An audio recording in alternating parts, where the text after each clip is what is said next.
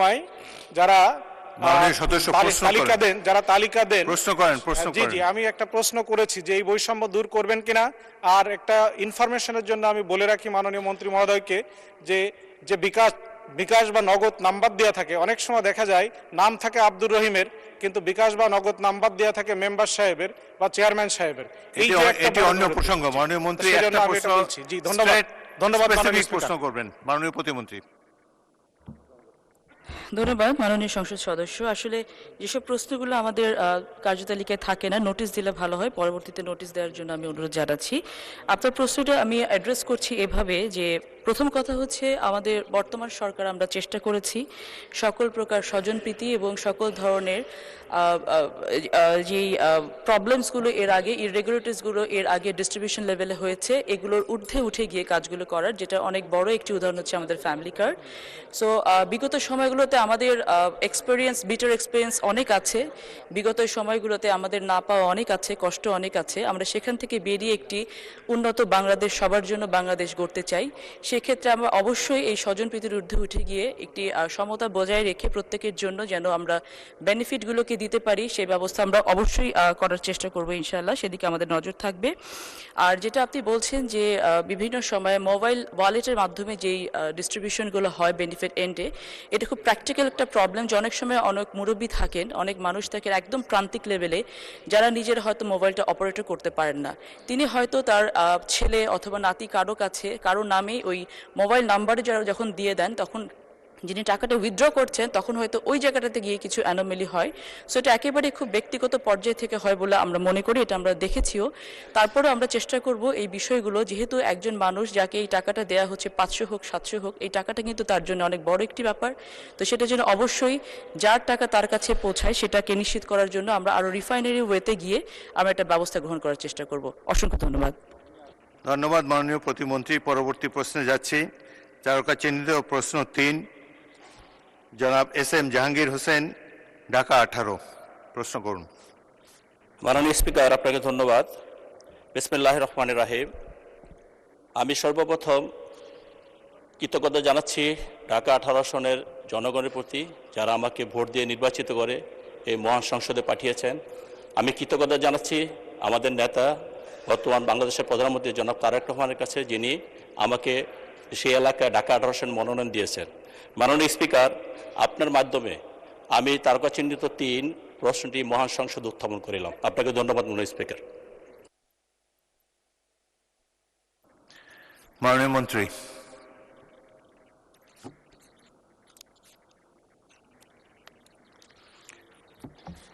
জনাব এহসানুল হক মিলন।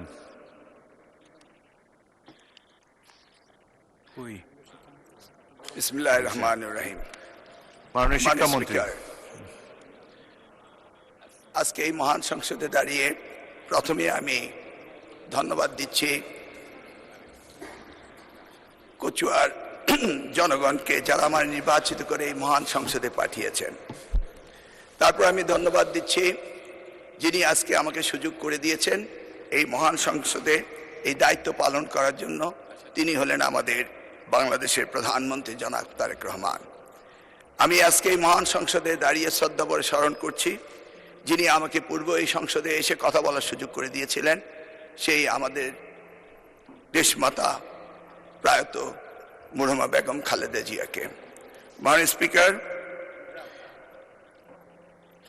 প্রাথমিক শিক্ষার উন্নয়নে প্রাথমিক শিক্ষা অধিদপ্তরের আওতায় মোট 5টি চলমান প্রকল্প গ্রহণ করা হয়েছে। প্রকল্পগুলো হলো: 1. চতুর্থ প্রাথমিক শিক্ষা উন্নয়ন কর্মসূচি PEDP 4,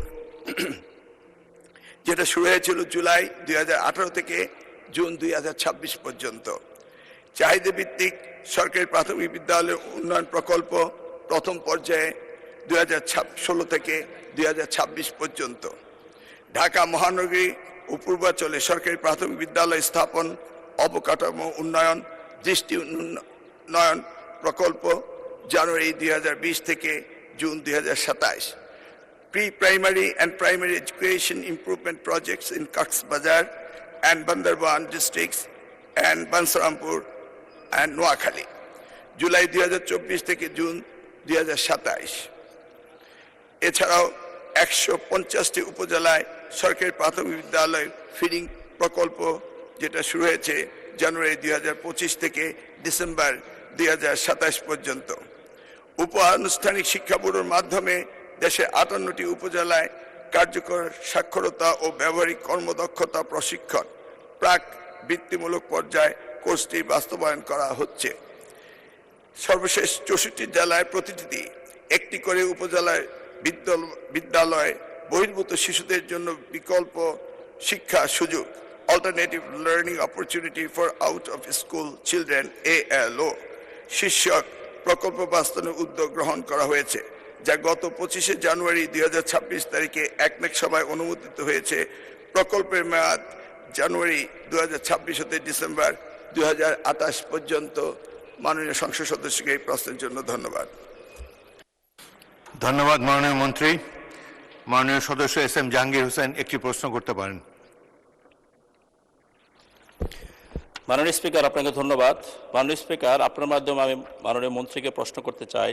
আমার নির্বাচন এলাকা ঢাকা 18 আসনের তুরাগ থানাধীন 52 নম্বর ওয়ার্ডে পাকুড়িয়া, খানটেক, যাত্রাবাড়ি, দলিপাড়া, আহালিয়া এলাকায় প্রায় লক্ষাধিক মানুষের বসবাস। কিন্তু দুঃখের বিষয় হলো উক্ত এলাকাসমূহে কোনো সরকারি প্রাথমিক বিদ্যালয় নাই। আমার সংসদীয় এলাকা বা উক্ত অঞ্চলে সরকারি প্রাথমিক বিদ্যালয় স্থাপনের পরিকল্পনা রয়েছে কিনা মাননীয় মন্ত্রী যদি জানাতেন। মাননীয় মন্ত্রী। মাননীয় সংসদ সদস্যকে সম্পর্কে প্রশ্নের জন্য ধন্যবাদ।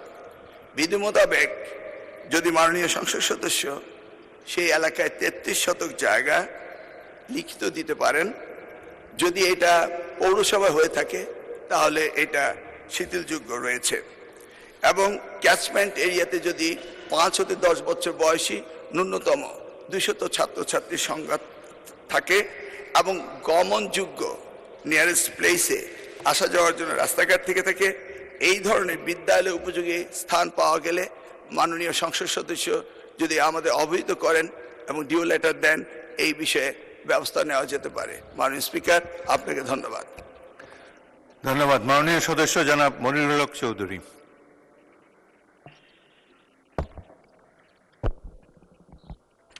মাননীয় স্পিকার, আপনাকে ধন্যবাদ, অভিনন্দন। সুযোগ পেলে অভিনন্দনের সময় কথা বলবো। এই প্রশ্নটি অত্যাধিক গুরুত্বপূর্ণ, সেই কারণেই সম্পূরক প্রশ্নে দাঁড়িয়েছি। মাননীয় মন্ত্রী মহোদয়কে অভিনন্দন, আমাদের প্রধানমন্ত্রী জনাব তারেক রহমানকে অভিনন্দন এই জন্যই একজন মার্জিত সুশিক্ষিত শিক্ষামন্ত্রী দিয়েছেন। মাননীয় স্পিকার, বিগত দিনে বিশেষ করে গত 15-17 বছরে দেশের সব কিছুই ধ্বংস হয়ে গেছে। সবচেয়ে ধ্বংস হয়েছে শিক্ষা ব্যবস্থা। শিক্ষা বলতে কুশিক্ষায় পরিণত হয়েছে। প্রাতিষ্ঠানিক দিক থেকে একথা আমি স্বীকার করব, প্রাথমিক শিক্ষা উন্নয়নের জন্য প্রতি গ্রামে সুন্দর সুন্দর স্কুল হয়েছে, যেটাতে একটা কলেজ চলতে পারে। LGD এই ক্ষেত্রে সফল হয়েছে, কিন্তু শিক্ষা ব্যবস্থা উদয় হয়ে গেছে। মানে স্পিকার, উদয় হয়ে গেছে। সকালে আমি উঠি, আমি মনে মনে বলি সারাদিন আমি যেন ভালো হয়ে চলি। উদয় হয়ে গেছে আমার দিনিয়াত, উদয় হয়ে গেছে কোরআন শিক্ষা স্কুল থেকে, যার জন্য নীতি নৈতিকতা ভবিষ্যৎ শিক্ষা দিয়ে জাতি আর ধ্বংসের মুখে। অবকাঠামো উন্নয়নের সাথে শিক্ষার এই ক্ষেত্রে আমূল পরিবর্তন বাধ্যতামূলক কিছু করবেন কিনা? আজকে শিক্ষকদের অনেক মর্যাদা বেড়েছে, কিন্তু স্কুলে ছাত্র নাই। আমি 2-4টা স্কুলে যাওয়ার সুযোগ হয়েছিল সম্প্রতি। একটা স্কুলে যে দেখি শিক্ষক 13 জন, মাননীয় সদস্য ছাত্র আছেন 2 জন। মাননীয় ছাত্র আছেন 13 জন, সরাসরি প্রশ্ন করুন। শিক্ষক আছে 13 জন। এই অবস্থা থেকে নীতিগতভাবে পরিবর্তন করার ব্যাপারে উদ্যোগ না নিলে এই শিক্ষা নেই। আমি আবারও বলবো, সরাসরি জানতে চাই দিনিয়াত, কোরআন, মুক্তিযুদ্ধের ইতিহাস, জুলাই যুদ্ধের ইতিহাস বাধ্যতামূলক করে কোন শিক্ষানীতি প্রবর্তন অবিলম্বে করবেন কিনা, এই প্রশ্ন। মাননীয় মন্ত্রী, প্রশ্নটি ছিল জাহাঙ্গীর হোসেন কর্তৃক তার ঢাকা এলাকাতে ভোকেশনাল ইনস্টিটিউট স্থাপন করবে কিনা। এটা অ্যাকচুয়ালি একটা সম্পূরক প্রশ্ন নয়, তবুও যেহেতু প্রথম দিন, আপনি ইচ্ছা করলে উত্তর দিতে পারেন। না, ধন্যবাদ মাননীয় স্পিকার। এখন ওই প্রাইমারি এডুকেশন সম্পর্কে প্রশ্ন চলছে, টেকনিক্যাল এডুকেশন প্রশ্নটি এর পরে রয়েছে। মাননীয় স্পিকার, আমি ধন্যবাদ জানাই মাননীয় সংসদ সদস্যকে। আপনারা সকলে এবং বিশেষ করে আপনি অবগত রয়েছেন, বিগত সময়ে দেশমাতা বেগম খালেদা জিয়ার সময়ে প্রাথমিক শিক্ষাকে সবচেয়ে বেশি গুরুত্ব দেওয়া হয়েছিল। আমি অত্যন্ত গর্বিত ছিলাম যে এই বিষয়টিকে সবচেয়ে বেশি গুরুত্ব দিয়েছিলেন সাবেক প্রধানমন্ত্রী বেগম খালেদা জিয়া। একই বিষয়ে নবনির্বাচিত প্রধানমন্ত্রী তিনি শিক্ষাকে সবচেয়ে বেশি গুরুত্ব দিয়েছেন। ইতিমধ্যেই প্রাথমিক শিক্ষাকে সবচেয়ে অধিক গুরুত্ব দিয়ে সেই শিক্ষা ব্যবস্থার ব্যাপক পরিবর্তনের জন্য ইতিমধ্যেই 180 দিনের প্রোগ্রামে অন্তর্ভুক্তি করার নির্দেশিকা আমরা পেয়েছি। মাননীয় সংসদ সদস্য নৈতিক শিক্ষা, ধর্মীয় অনুভূতিকে সবচেয়ে বেশি গুরুত্ব দিয়েছেন, যেটা ইতিমধ্যেই অবলুপ্ত হয়ে গিয়েছে এবং আমাদের সমাজে দিন দিন অন্যায় বেড়েই যাচ্ছে। সেই জন্য আমাদের মন্ত্রণালয় থেকে ইতিমধ্যেই 9000 ধর্মীয় শিক্ষক নিয়োগের একটি বিষয় বিবেচনা করার রয়েছে। তবে প্রসঙ্গ রয়েছে কওমি শিক্ষার্থীদের সার্টিফিকেট এবং সেই জায়গায় তারা কারিয়ানা শিক্ষক। অপরদিকে মাদ্রাসা শিক্ষা ব্যবস্থায় কারিয়ানা সাবজেক্টটি নেই বিধায় আমরা এই বিষয়ে একটি জটিলতা হচ্ছে। তা আমরা আশা করছি অতি শীঘ্রই আমরা এই সার্টিফিকেটের বিষয়গুলো সমাধান করে কারিয়ানা যারা পাশ করেছেন তাদেরকে আমরা এই 9000 ধর্মীয় শিক্ষক অর্থাৎ ইসলামী শিক্ষকের ব্যবস্থা করা হবে বলে আমরা সিদ্ধান্ত নিচ্ছি। ইতিমধ্যে আমরা ধর্মীয় শিক্ষা বলতে শুধু ইসলামিক শিক্ষা সেটা নয়, সব ধর্মেরই অনুভূতিকে আমরা প্রাধান্য দিয়ে আমরা কাজ এগিয়ে নিয়ে যাচ্ছি। মাননীয় সংসদ সদস্যকে অশেষ ধন্যবাদ। ধন্যবাদ মাননীয় মন্ত্রী। জনাব হাসনাত আবদুল্লাহ কুমিল্লা সরাসরি প্রশ্ন করবেন, ব্যাখ্যার প্রয়োজন নেই। আসসালামু আলাইকুম। যেহেতু শিক্ষার নিয়ে কথা হচ্ছে, আমাদের বর্তমানে মাননীয় স্পিকার, আমরা যদি বর্তমান শিক্ষা ব্যবস্থা দেখি, আমাদের এন্ট্রান্স ইনস্টিটিউশনগুলোতে বিশেষ করে প্রাথমিক শিক্ষায় আমরা দেখছি যে ভর্তি প্রক্রিয়াতে আমাদের এখন 2টা পদ্ধতি প্রচলিত ছিল। এডমিশন বাই মেরিট আগে প্রচলিত ছিল, এখন সেটা কনভার্ট হয়েছে এডমিশন বাই লটারির মাধ্যমে হচ্ছে এখানে বাচ্চাদেরকে ভর্তি করা হয়। ফলত যেটা হয়েছে, ফিডার ইনস্টিটিউশনগুলোর শিক্ষার মান অনেক কমে গিয়েছে, যার ফলে টার্সিয়ারি এডুকেশনে আমরা হচ্ছে কোয়ালিটি সম্পন্ন ছাত্র আমরা হচ্ছে বিশ্ববিদ্যালয়গুলোতে আমরা পাঠাতে পারি না। এখন মাননীয় মন্ত্রী মহোদয়ের কাছে আমার প্রশ্ন থাকবে, এই যে প্রাইমারি স্কুলে বাচ্চাদেরকে ভর্তি করানোর ক্ষেত্রে আমরা কি ভর্তি প্রক্রিয়াটা আমরা পরিবর্তন করব কিনা, নাকি এই যে এডমিশন বাই লটারির মাধ্যমে আমরা নিব এবং মেরিটকে আমরা হচ্ছে সবসময় হচ্ছে দমায় রাখবো, নাম্বার 1। আর নাম্বার 2 হচ্ছে আমাদের বর্তমান শিক্ষা পদ্ধতিতে আমরা যদি দেখি, আমরা যারা পয়সা দিয়ে কিনতে পারে তারা হচ্ছে এখন ইংরেজি মাধ্যমটা কিনছে, যারা পয়সা দিয়ে ইংরেজি মাধ্যম কিনতে পারে না তারাই কেবল আপনি যেই শিক্ষা পদ্ধতি আমাদের জন্য জনজীবনের জন্য আপনি চালু করেছেন সেটা আমরা কিনছি, আর যারা সেটাও কিনতে পারে না তারা হচ্ছে মাদ্রাসা শিক্ষা পদ্ধতি কিনছে। আপনার কাছে প্রশ্ন যে আমাদের বর্তমানে একটা দেশে এই 3টা শিক্ষা পদ্ধতি যেটা অর্থনৈতিক অবস্থার উপরে নির্ভর করে চলে, এই 3টা শিক্ষা পদ্ধতি জিয়ে রেখে আপনার কি মনে হয় যে আপনি একটা ইনক্লুসিভ শিক্ষা পদ্ধতি নিয়ে আমাদের দেশটাকে আগায় নিতে পারবেন? ধন্যবাদ। মূল প্রশ্ন ছিল জাহাঙ্গীর হোসেনের, মাননীয় সদস্য, সারা দেশে প্রাথমিক ও গণশিক্ষার উন্নয়নে কোনো প্রকল্প গ্রহণ করা হইয়াছে কিনা, হইলে তাহা কি? এখন তো ইন জেনারেল আমরা ডিসকাশনে চলে গিয়েছি, তবুও মাননীয় মন্ত্রী আপনি ইচ্ছা করলে উত্তর দিতে পারেন। ধন্যবাদ মাননীয় স্পিকার, ধন্যবাদ মাননীয় সংসদ সদস্যকে। যদিও তিনি ব্যাপকভাবে প্রশ্ন করেছেন, আমরা আশা করি এই মহান সংসদে এই বিষয়গুলি আলোচনা হওয়ার প্রয়োজন রয়েছে এবং তিনি করছেন। মূলত আমাদের দেশে শিক্ষা ব্যবস্থার জন্য রুরাল অ্যান্ড আরবান এই 2টি সেকশন রয়েছে। এখন গ্রামীণ জনপদে যে প্রতিষ্ঠানগুলো রয়েছে সেখানে প্রি প্রাইমারি স্কুল রয়েছে এবং ছাত্র সংখ্যা এতটা কম্পিটিটিভ নয়, সেই কারণে সেখানে ভর্তি সমস্যা তেমন একটা হচ্ছে না। ঢাকা শহরগুলোতে আমাদের এই প্রাথমিক স্তরে ভর্তির একটি সমস্যা রয়েছে। এই জটিলতা নিরসনের জন্য বিগত সরকার লটারি সিস্টেম করেছিল, যেটা আদৌ আমার মনে হয় না যুক্তিসঙ্গত। তবে আগামী বছরে এই শিক্ষা ব্যবস্থা ভর্তি সিস্টেম কিভাবে করা হবে সেটা আনুষ্ঠানিকভাবে আমরা স্টেক হোল্ডারদের সাথে অর্থাৎ অভিভাবকদের সাথে বিভিন্ন রকম সেমিনার সিম্পোজিয়াম করে মাননীয় সংসদ সদস্য সকলের অভিমত নিয়ে একটি জনমত সৃষ্টি করে আমরা আগামী 2027 জানুয়ারি ভর্তির বিষয়ে চিন্তা করব। তিনি আরেকটি বিষয় উপস্থাপন করেছেন, আমাদের 3 ডাইমেনশনাল যে শিক্ষা ব্যবস্থা রয়েছে সেটাকে সমন্বিত করা। ধর্ম অনুভূতিতে এফতেদায়ী রয়েছে, মাদ্রাসার মধ্যে রয়েছে, কওমিতে রয়েছে, ইংলিশ মিডিয়াম রয়েছে, বাংলা মিডিয়াম রয়েছে, সবগুলিকে সমন্বিত করা একটি জটিল ব্যাপার রয়েছে।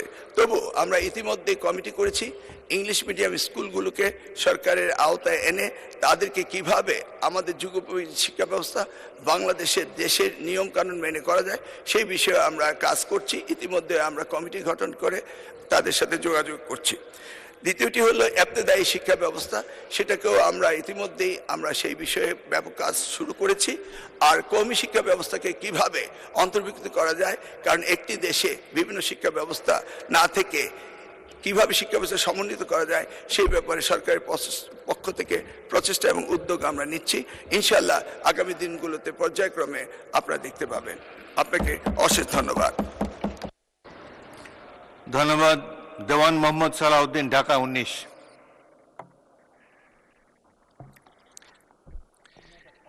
বিসমিল্লাহির রহমানির রহিম। প্রথমে আমি 192 ঢাকা 19 সাবা আশুলিয়া ভোটারদের ধন্যবাদ জানাতে চাই, যারা আমাকে তৃতীয়বারের মতো এই সংসদে কথা বলার জন্য পাঠিয়েছেন। আমি মাননীয় প্রধানমন্ত্রীকে ধন্যবাদ জানাতে চাই যে একজন মাননীয় সংসদ সদস্য, সুযোগ্য সংসদ সদস্য, যার নেতৃত্বে 2001 থেকে 6 সাল পর্যন্ত নকলমুক্ত পরীক্ষা ব্যবস্থা যিনি বাস্তবায়ন করেছেন। মাননীয় মন্ত্রী মহোদয়ের কাছে আমি প্রশ্ন করতে চাই, সরকারি প্রাথমিক শিক্ষা প্রতিষ্ঠানে যারা চাকরি করছেন, একটা নিয়ম আছে যে যখন শূন্য পদ হয়, রিটায়ারমেন্টে যায়, তখন ওই এলাকায় যারা বাসিন্দা, যাদের ঠিকানা আছে, যারা চাকরি করার সময় ওই এলাকার ঠিকানা দিয়েছে, ওই এলাকা ভোটার, তাদেরকে সেখানে পদায়ন করার জন্য, বদলি করার জন্য একটা করা হয়, এবং বাইরের থেকে 10%-এর বেশি শিক্ষক সেখানে আসতে পারবেন না। কিন্তু আমি দুঃখের সাথে জানাচ্ছি, আমি এই এলাকার সংসদ সদস্য হিসাবে যে এই মুহূর্তে প্রায় 40% শিক্ষক যখনই খালি হচ্ছে, বাইরের থেকে শিক্ষক এখানে পদায়ন হচ্ছেন, চাকরি করছেন। এটা দীর্ঘদিন ধরে একটি সমস্যা। এর আগে হাইকোর্টে রিট করে এটা বন্ধ করা হয়েছিল। এটি একটি জনগণের ভোটে নির্বাচিত সরকার 2/3 মেজরিটি নিয়ে আসছে, আমরা নির্বাচিত হয়েছি। আমরা চাই না যেন এটা হাইকোর্টে না যেতে হয়। নিয়ম আছে মাননীয় মন্ত্রী মহোদয়, সাভারের মানুষের, সাভারের শিক্ষকদের দুঃখ দুর্ভোগ করার জন্য আপনি উদ্যোগ নেবেন কিনা, যাতে সাভারের বাসিন্দা, যাতে এখানে পদ খালি হলে যারা এখানে চাকরি করেন অন্য জায়গায়, তারা যখন এনে বদলি হয়ে আসতে পারেন। মাননীয় মন্ত্রী মহোদয় যদি একটু বলতেন। মাননীয় স্পিকার, আপনাকে ধন্যবাদ। মাননীয় মন্ত্রী। মাননীয় স্পিকার, মাননীয় সংসদ সদস্যকে অশেষ ধন্যবাদ। তিনি আসলে একটি গুরুত্বপূর্ণ বিষয় অ্যাড্রেস করেছেন। প্রথমত, বিগত দিনগুলোতে প্রাথমিক শিক্ষকদেরকে এলাকার বাইরে যাওয়ার কোনো নিয়ম ছিল না। পরবর্তীতে বিগত সরকার এই সিস্টেমটিকে কম্পিউটারাইজ করেছেন এবং কম্পিউটারাইজ ইনস্ট্রাকশন অনুযায়ী এই ট্রান্সফারগুলো হতো। যেহেতু সাভার ঢাকারই একটি অংশ, সেই কারণে সারা বাংলাদেশ থেকে সুযোগ পেলেই তারা চায় যে ঢাকা শহর বা জেলা শহরগুলিতে যাওয়ার জন্য। এই কম্পিউটার অ্যাপসে যে পদ্ধতিগুলি রয়েছে, সেখানে কিছু সংরক্ষণ পদ্ধতি আমাদের যুক্ত করতে হবে। এই বিষয়টি আমরা খতিয়ে দেখছি, কিভাবে অ্যালোকেশনের মধ্যে আংশিক বাইরে এবং অধিকাংশ ওই এলাকার হতে পারে, সেগুলোকে আমাদের কম্পিউটার প্রোগ্রামের পরিবর্তন আনার জন্য আমরা ইতিমধ্যে আলোচনা করেছি। ধন্যবাদ। ধন্যবাদ মাননীয় মন্ত্রী। পরবর্তী প্রশ্ন, তারকা চিহ্নিত প্রশ্ন 4, মাননীয় সদস্য জনাব আবুল কালাম সিদ্দিকী, টাঙ্গাইল 7।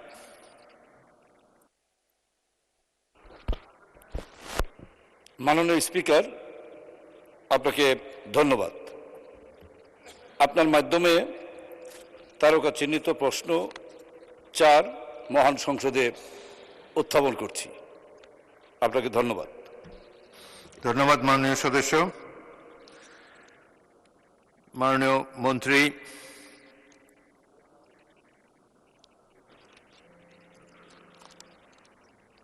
মাননীয় স্পিকার, তারকা চিহ্নিত প্রশ্ন 4 এর উত্তরে বর্তমানে টাঙ্গাইল জেলা মির্জাপুর উপজেলায় এমপিওবিহীন শিক্ষা প্রতিষ্ঠানের সংখ্যা 5টি, 4টি স্কুল ও 1টি কলেজ। সরকার কর্তৃক পর্যায়ক্রমে এমপিওবিহীন শিক্ষা প্রতিষ্ঠানসমূহকে এমপিওভুক্তকরণের কার্যক্রম চলমান রয়েছে। উল্লেখযোগ্য যে বিগত অন্তর্বর্তীকালীন সরকারের সময় বেসরকারি শিক্ষা প্রতিষ্ঠান, স্কুল ও কলেজে জনবল কাঠামো ও এমপিও নীতিমালা 2025 এর আলোকে 25-26 অর্থ বছরে বেসরকারি শিক্ষা প্রতিষ্ঠান এমপিওভুক্তকরণের লক্ষ্যে এমপিও প্রত্যাশী বিভিন্ন শিক্ষা প্রতিষ্ঠান হতে আবেদন আহ্বান করা হয়েছিল এবং নির্ধারিত তথ্যের মাধ্যমে 14/1/2026 থেকে 25/1/2026 তারিখ পর্যন্ত অনলাইনে 3615টি শিক্ষা প্রতিষ্ঠানের আবেদন দাখিল করে। বর্তমান সরকারের নীতিগত সিদ্ধান্ত হলে ইতিমধ্যে প্রাপ্ত আবেদনের পাশাপাশি নতুন করে এমপিওভুক্তের আবেদন গ্রহণ করা হবে। আগামী অর্থ বছর 26-27 থেকে প্রয়োজনীয় বাজেট বরাদ্দ প্রাপ্তি সাপেক্ষে নতুন পুরাতন সহ প্রাপ্ত সকল আবেদন পুনরায় পরীক্ষা নিরীক্ষা করে এমপিও নীতিমালা অনুযায়ী যোগ্যতার ভিত্তিতে এমপিও করণের প্রয়োজনীয় ব্যবস্থা গ্রহণ করা হবে। আপনার নির্বাচনে আসনভুক্ত টাঙ্গাইল জেলা মির্জাপুর উপজেলা হতে আবেদনকারী শিক্ষা প্রতিষ্ঠানগুলো এমপিওভুক্তির যোগ্যতা পূরণ করলে এই বিষয়ে আপনিও নিশ্চয়ই সুখবর পাবেন বলে আশা করছি। আপনাকে ধন্যবাদ। ধন্যবাদ মাননীয় মন্ত্রী। মাননীয় সদস্য জনাব আবুল কালাম সিদ্দিকী একটি সম্পূরক প্রশ্ন করতে পারেন। আমার নাম আবুল কালাম আজাদ সিদ্দিকী। মাননীয় সদস্য জনাব আবুল কালাম আজাদ সিদ্দিকী, সরি। যে আমি সম্পূরক প্রশ্নে মাননীয় শিক্ষামন্ত্রী মহোদয়কে প্রশ্ন রাখতে চাই এবং আমি জানতে চাই যে আমার নির্বাচনী এলাকা টাঙ্গাইল 7 মির্জাপুর, একটি কলেজ এবং 4টি শিক্ষা প্রতিষ্ঠান এমপিভুক্ত বাকি রয়েছে। এই শিক্ষা প্রতিষ্ঠানগুলো এমপিভুক্ত কবে নাগাদ হতে পারে এই বিষয়টি আপনি দয়া করে বলবেন, এবং মাধ্যমিক শিক্ষা প্রতিষ্ঠান যেগুলো রয়েছে সেগুলোকে উচ্চ মাধ্যমিক শিক্ষা প্রতিষ্ঠানে তালিকায় অন্তর্ভুক্ত করার জন্য যাতে আপনার তরফ থেকে নির্দেশনা আসে এটা আমি জানতে চাই। সেই সঙ্গে আমার নির্বাচনী এলাকা টাঙ্গাইল 7 মির্জাপুরের জনগণকে আমি আন্তরিকভাবে ধন্যবাদ জানাই, অভিনন্দন জানাই যে 3 বারের মতো সংসদ সদস্য নির্বাচিত করে মহান সংসদে আমাকে পাঠিয়েছে। সেই মির্জাপুরের জনগণের জন্য, মির্জাপুরের শিক্ষা প্রতিষ্ঠানের জন্য আপনার শিক্ষা প্রতিষ্ঠান থেকে যাতে গুরুত্বপূর্ণ বিষয়গুলো গুরুত্ব সহকারে বিবেচনা করে উন্নয়নমূলক কর্মকাণ্ডে অন্তর্ভুক্ত করা হয়। আপনাকে ধন্যবাদ। মাননীয় মন্ত্রী, শিক্ষামন্ত্রী। মাননীয় সংসদ সদস্য, আপনাকে অশেষ ধন্যবাদ। আপনার প্রথম প্রশ্ন সেটি আপনি আবারও যখন আমরা মন্ত্রণালয় থেকে নীতিমালা করে ঘোষণা দিব কামিং ফিজিক্যাল ইয়ারে, আমরা তখন এটা সুবিবেচনায় নেব সেই আশা করছি। পাশাপাশি আপনি উচ্চ মাধ্যমিকের কথা বলেছেন। ইতিমধ্যেই আমাদের মাননীয় প্রধানমন্ত্রী থেকে ঘোষিত শিক্ষার বিষয়ে কারিগরি শিক্ষাকে প্রাধান্য দেওয়া হয়েছে। কর্মসংস্থান এবং বিশ্বে মানব সম্পদ তৈরির জন্য ওনার যে প্রয়াস রয়েছেন সেই ব্যাপারে সহযোগিতা করার জন্য আমি মাননীয় সংসদ সদস্যকে অনুরোধ করব তিনি যেন এই বিষয়ে দৃষ্টি রেখে ওনার উচ্চতর শিক্ষার ব্যবস্থা করেন। ধন্যবাদ মাননীয় স্পিকার। ধন্যবাদ। আব্দুল হান্নান মাসুদ, নোয়াখালী 6, প্রশ্ন করতে পারেন।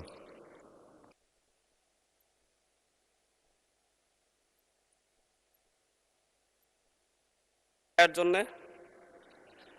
আমি আমার নির্বাচনী এলাকা নোয়াখালী 6 হাতিয়া, ওই অঞ্চলে প্রচুর নদী ভাঙনের কারণে প্রতি বছরই অনেক শিক্ষা প্রতিষ্ঠানকে স্থানান্তর করা হচ্ছে, কিন্তু সেই সকল শিক্ষা প্রতিষ্ঠান প্রাথমিক এবং মাধ্যমিক শিক্ষা প্রতিষ্ঠানগুলো ওগুলা নিয়মিত বরাদ্দ না পাওয়ার কারণে এবং ওই প্রতিষ্ঠানগুলোর শিক্ষার্থী যারা আছে তাদের একটা তালিকা করে তারা ঠিকমতো পরবর্তীতে অন্য কোনো শিক্ষা প্রতিষ্ঠানে ভর্তি হতে পারতেছে কিনা, শুধু হাতিয়া নয় এরকম নদী ভাঙন প্রবণ যত এলাকা রয়েছে ওই সকল অঞ্চলের শিক্ষার্থীরা ঠিকমতো অন্য শিক্ষা প্রতিষ্ঠানে ভর্তি হচ্ছে কিনা নাকি ঝরে পড়ে যাচ্ছে এই তালিকা করার জন্য শিক্ষা মন্ত্রণালয়ের পক্ষ থেকে কোনো উদ্যোগ আছে কিনা, এবং পাশাপাশি হরিণের দেশ, নিজনদ্বীপ ইউনিয়ন, তাই 25,000 জনগণের বসবাস, সেখানে একটিও মাধ্যমিক শিক্ষা প্রতিষ্ঠান নেই।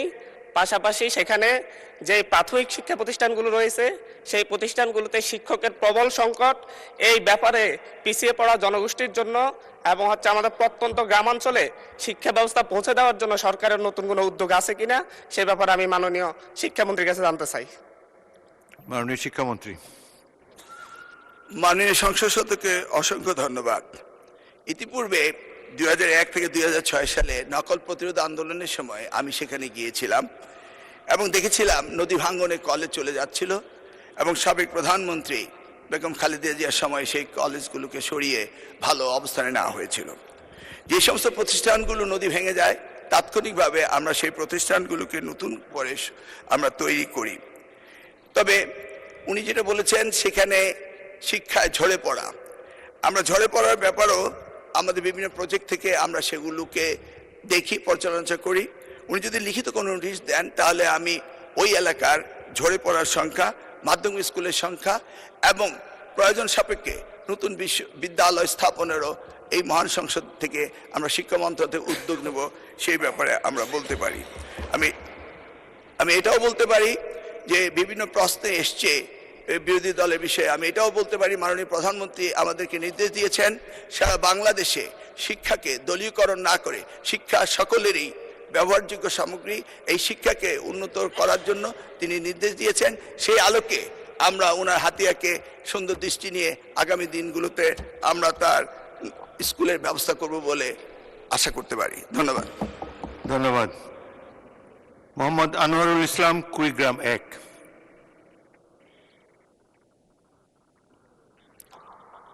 মাননীয় স্পিকার, আপনাকে ধন্যবাদ।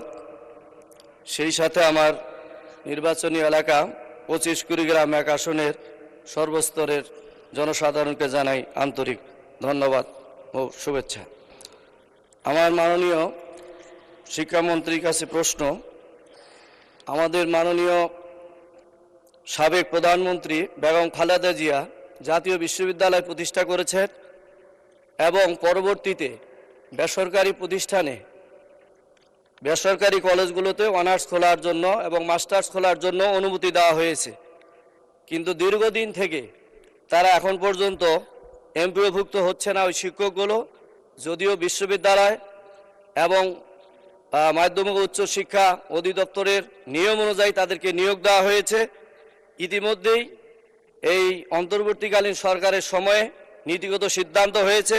আমি মাননীয় মন্ত্রীর কাছে জানতে চাই যে আমার এই অনার্স এবং মাস্টার্সের শিক্ষকদের এমপিওভুক্ত করার ব্যাপারে আপনার কি পদক্ষেপ রয়েছে আমি জানতে চাই। ধন্যবাদ। মাননীয় মন্ত্রী। মাননীয় স্পিকার, আপনার মাধ্যমে মাননীয় সংসদ সদস্যকে অশেষ ধন্যবাদ। এমপিওভুক্তের আমাদের নীতিমালা রয়েছে, সেই নীতিমালা অনুযায়ী উনি আবেদন করলে অবশ্যই তিনি এই বিষয়ে সমাধান পাবেন। তাছাড়া আমি মাননীয় সংসদ সদস্যকে অনুরোধ করতে চাই, আপনারা honours and master degree college খোলার ব্যাপারে যতটা না ইন্টারেস্টেড হবেন, আমি অনুরোধ করব সেই সাথে আমাদের কারিগরি শিক্ষা এবং কর্মসক্ষম জাতি তৈরি করার জন্য সেই বিষয়টিও স্ব এলাকায় উদ্যোগ নেবেন, প্রচেষ্টা রাখবেন, এই আশা আমি করছি। ধন্যবাদ। ধন্যবাদ। পরবর্তী প্রশ্ন তারকা চিহ্নিত প্রশ্ন 5, মাননীয় সদস্য মোহাম্মদ আখতারুজ্জামান মিয়া, দিনাজপুর 4, উত্থাপন করুন।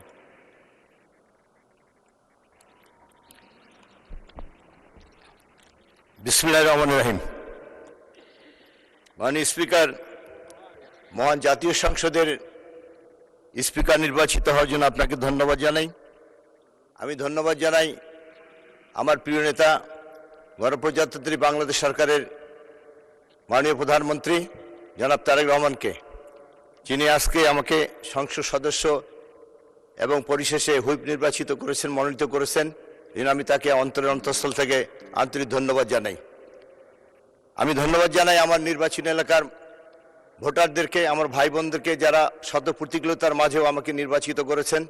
এই জন্য আমার নির্বাচনী এলাকা খানসামা চিরবন্দরের প্রত্যেকটা মানুষকে আমি আন্তরিক ধন্যবাদ জানাই। মাননীয় স্পিকার, আমার তারকা চিহ্নিত প্রশ্ন 5 মাননীয় শিক্ষামন্ত্রী মহোদয়ের নিকট। মাননীয় শিক্ষামন্ত্রী মহোদয় অনুগ্রহ করিয়া বলিবেন কি বর্তমানে দিনাজপুর জেলা চিরিবন্দর ও খানসামা উপজেলায় এমপিভুক্ত এবং এমপিওবিহীন শিক্ষা প্রতিষ্ঠানের সংখ্যা কত উক্ত এমপিওবিহীন শিক্ষা প্রতিষ্ঠান এমপিওভুক্ত করা হইবে কিনা, হইলে তাহা কি? ধন্যবাদ। মাননীয় মন্ত্রী।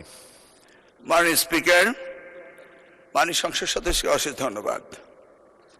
আমি ইতিপূর্বেই চিরিবন্দন খানসামা উপজেলায় একাধিকবার সফর করেছি এবং উনি শিক্ষা ব্যবস্থার জন্য অসীম গুরুত্ব রাখেন, এই বিষয়ে আমি ওয়াকিবহাল রয়েছি। বর্তমানে দিনাজপুর জেলা চিরিবন্দর উপজেলায় এমপিওভুক্ত শিক্ষা প্রতিষ্ঠানের সংখ্যা 92টি। বর্তমানে দিনাজপুর জেলা চিরিবন্দর উপজেলায় এমপিওবিহীন শিক্ষা প্রতিষ্ঠানের সংখ্যা 6টি। বর্তমানে দিনাজপুর জেলা খানসামা উপজেলায়, যেটি উনার আরেকটি নির্বাচনী এলাকায়, এমপিভুক্ত শিক্ষা প্রতিষ্ঠানের সংখ্যা 70টি এবং খানসামা উপজেলায় এমপিওবিহীন শিক্ষা প্রতিষ্ঠানের সংখ্যা 10টি, সর্বমোট 16টি এমপিওবিহীন।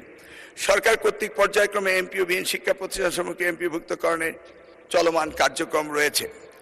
উল্লেখযোগ্য যে, যেটা আমি আগেও বলেছি, অন্তর্বর্তীকালীন সময়ে সরকার 2025-26 যে আবেদন নিয়েছিল 14/1/2026 থেকে 25/1/2026 পর্যন্ত 3615টি শিক্ষা প্রতিষ্ঠানে আবেদন দাখিল করা হয়েছিল। বর্তমানে নতুন সরকার, আমরা নতুনভাবে অ্যাপ্লিকেশন নেব এবং বিগত অ্যাপ্লিকেশনগুলোকে নিয়ে আমরা পর্যালোচনা সাপেক্ষে, অর্থ অনুমোদন সাপেক্ষে আমরা আগামী দিনে ব্যবস্থা নিব বলে আশা রাখছি। ধন্যবাদ মাননীয় স্পিকার, আপনার মাধ্যমে মাননীয় সংসদ সদস্যকে। মাননীয় সদস্য আখতারুজ্জামান মিয়া একটি প্রশ্ন উত্থাপন করতে পারেন, সম্পূরক প্রশ্ন। মাননীয় স্পিকার, আপনাকে ধন্যবাদ। আমি মাননীয় মন্ত্রী মহোদয় নিকটে বলতে চাই সেটা হচ্ছে যে আমাদের যে ব্যবস্থাপনা পরিষদ আছে স্কুল, মাধ্যমিক এবং উচ্চ মাধ্যমিক পর্যায়ে, এই ব্যবস্থাপনা পরিষদ সম্পর্কে নতুন কোনো চিন্তা ভাবনা আছে কিনা? এবং দ্বিতীয় প্রশ্ন আরেকটি করতে চাই সম্পূরক, সেটা হচ্ছে অনেক ইন্টারমিডিয়েট কলেজের ডিগ্রি খোলা হয়েছে, কিন্তু সেইখানকার ওই সমস্ত প্রতিষ্ঠানের প্রভাষকরা কিন্তু এখন পর্যন্ত কোনো বেতন ভাতা বা তাদের এমপিভুক্ত করা হয়নি, যার জন্য লেখাপড়ার মান দিন দিন নিচের দিকে চলে যাচ্ছে। এ ব্যাপারে কোনো প্রয়োজনীয় ব্যবস্থা নেবেন কিনা মন্ত্রী মহোদয়ের কাছে জানতে চাই। মাননীয় স্পিকার, আপনাকে ধন্যবাদ। মাননীয় মন্ত্রী। মাননীয় স্পিকার, আপনাকে অশেষ ধন্যবাদ। ওনার প্রথম প্রশ্নে ম্যানেজমেন্ট কমিটি সম্পর্কে আমরা মন্ত্রণা পর্যায়ে ব্যাপক আলোচনা করেছি এবং সেই আলোচনাগুলি পরবর্তীতে আমরা মাননীয় প্রধানমন্ত্রী এবং স্টেক হোল্ডার সকলের সাথে আলোচনা করে আমরা শিক্ষাকে গুরুত্ব দিয়ে অধিকতর শিক্ষিত এবং শিক্ষা অনুরাগীদেরকে এই ম্যানেজমেন্ট কমিটিতে রাখার জন্য আমরা সিদ্ধান্ত নিতে যাচ্ছি। সেটা আলোচনা সাপেক্ষে কিছুদিনের মধ্যে ঘোষণা করা হবে। উনার এলাকায় যে স্কুল কলেজের প্রতিষ্ঠান রয়েছেন, এমপিও যেগুলি বাকি রয়েছে, সেগুলিকে আশা করছি আগামী দিনে আমরা অ্যাড্রেস করব। ইতিমধ্যে আমি মাননীয় সংসদ সদস্যকে অনুরোধ করব, উনার ব্যাপক প্রতিষ্ঠান রয়েছে সেগুলিতে যেন তিনি পর্যায়ক্রমে এসএসসি এবং এইচএসসি ভোকেশনাল এবং কারিগরি শিক্ষার দিকে তিনি আস্তে আস্তে ধাপে ধাপে অগ্রসর হন। সেটি হচ্ছে আমাদের প্রধানমন্ত্রীর প্রত্যাশা। এই বলে ধন্যবাদ দিয়ে শেষ করছি। মাননীয় স্পিকার, আপনাকে ধন্যবাদ। জনাব হাবিবুল ইসলাম, পাবনা।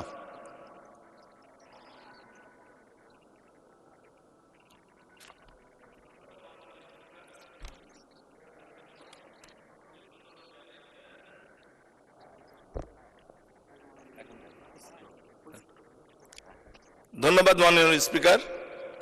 আমি প্রথমে ধন্যবাদ জানাই সার্বভৌম সংসদের সংসদ নেতা প্রধানমন্ত্রী জনাব তারেক রহমানকে, যিনি আমাকে এই মহান সংসদে কথা বলার সুযোগ করে দিয়েছেন। আমি আরো ধন্যবাদ জানাই আমার নির্বাচনী এলাকার 5 লক্ষ ভোটারদেরকে, যারা আমাকে তৃতীয়বারের মতো এই মহান সংসদে আসার সুযোগ করে দিয়েছেন।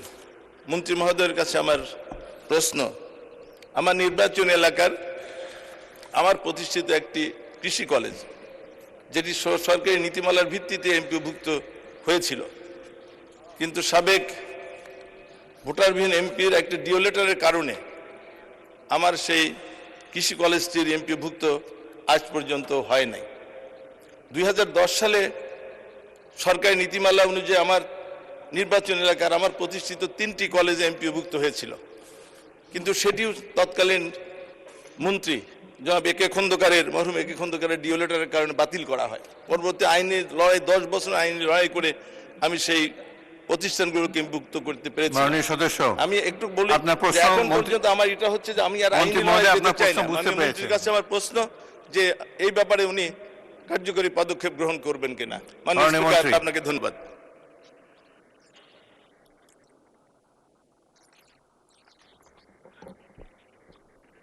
মাননীয় স্পিকার, মাননীয় সংসদ সদস্যকে অশেষ ধন্যবাদ। আমি উনাকে এতটুকু বলবো যে উনার বিগত দিনের যে শিক্ষায় এরপর যে জনগুরুত্বপূর্ণ। সমস্ত সমস্যাগুলি রয়েছে সেই সমস্ত সমস্যাগুলি যদি উনি অ্যাড্রেস করেন আমার সাথে, প্রত্যেকটি আমরা অ্যাড্রেস করব এবং যা যা বলেছেন সেগুলি নিয়ে তিনি আমাদের সাথে যোগাযোগ করলে আমরা খতিয়ে দেখব এবং এগুলিকে আমি অ্যাড্রেস করব। ধন্যবাদ। ধন্যবাদ। প্রশ্নোত্তর কাল শেষ, 1 ঘন্টা অতিবাহিত হয়েছে। এখন জরুরি জনগুরুত্ব সম্পন্ন বিষয় সম্পর্কে মনোযোগ আকর্ষণ বিধি 71। মাননীয় সদস্যবৃন্দ, আজ জরুরি জনগুরুত্বপূর্ণ বিষয় সম্পর্কে 29টি মনোযোগ আকর্ষণের নোটিশ পাওয়া গেছে। নোটিশদাতা মাননীয় সদস্যগণ হলেন এস এম জাহাঙ্গীর হোসেন, ঢাকা 18, মোহাম্মদ আখতারুজ্জামান মিয়া, দিনাজপুর 4, মোহাম্মদ শামীম কায়সার, গাইবান্ধা 4, জনাব সরওয়ার জামাল নিজাম, চট্টগ্রাম 13, জনাব মোহাম্মদ সালমান ওমর, ময়মনসিংহ 1, জনাব ইয়ে সুলতান মাহমুদ বাবু, জামালপুর 2, জনাব রেজা আহমদ, কুষ্টিয়া 1, জনাব আবুল কালাম আজাদ সিদ্দিকী, টাঙ্গাইল 7, জনাব ইকলামুর বাড়ি টিপু, নওগাঁ 4, জনাব ফখরুদ্দিন আহমদ, ময়মনসিংহ 11, জনাব এ এম মাহমুদউদ্দিন, নোয়াখালী 1, জনাব জালাল উদ্দিন, চাঁদপুর 2, জনাব লুৎফুর রহমান, কক্সবাজার 3, জনাব আবু ওয়াহাব আকন্দ ওয়াহিদ, ময়মনসিংহ 4, দেওয়ান মোহাম্মদ সালাউদ্দিন, ঢাকা 19, মোহাম্মদ আব্দুল মান্নান, ব্রাহ্মণবাড়িয়া 5, জনাব মোহাম্মদ জাহানদার আলী মিয়া, মাদারীপুর 2, জনাব আজহারুল ইসলাম মান্নান, নারায়ণগঞ্জে 3, জনাব মোহাম্মদ ফখরুল ইসলাম, নোয়াখালী 5, জনাব মোহাম্মদ আখতারুজ্জামান, ময়মনসিংহ 10, মোহাম্মদ আলমগীর মোহাম্মদ মাহবুবুল্লাহ ফরিদ, কক্সবাজার 2, মোহাম্মদ আব্দুল গফুর, কুষ্টিয়া 2, গাজী এনামুল হক, যশোর 5, মোহাম্মদ আবুল হোসেন, সিলেট 5, জনাব জি এম নজরুল ইসলাম, সাতক্ষীরা 4, মোহাম্মদ জহিরুল ইসলাম, চট্টগ্রাম 16, মোহাম্মদ আব্দুল আলিম, বাগেরহাট 4, মোহাম্মদ সাদিক রিয়াজ, দিনাজপুর 2, রকনউদ্দিন বাবুল, লালমনিরহাট 2। নোটিশগুলোর মধ্য থেকে আমি মাননীয় সংসদ সদস্য মোহাম্মদ আখতারুজ্জামান মিয়া, দিনাজপুর 4, মোহাম্মদ শামীম কায়সার, গাইবান্ধা 4 এবং রেজা আহমদ, কুষ্টিয়াকে নোটিশগুলো গ্রহণ করলাম। বাকি নোটিশগুলো গ্রহণ করা সম্ভব হলো না বলে দুঃখিত।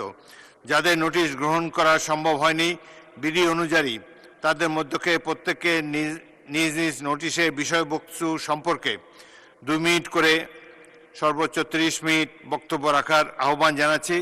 একজন 2 মিনিট করে সময় পাবেন। প্রথমেই মাননীয় সদস্য তালিকা অনুসারে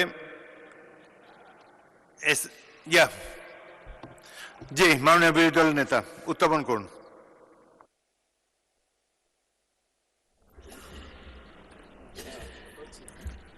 ধন্যবাদ মাননীয় স্পিকার, আমাকে সুযোগ করে দেওয়ার জন্য।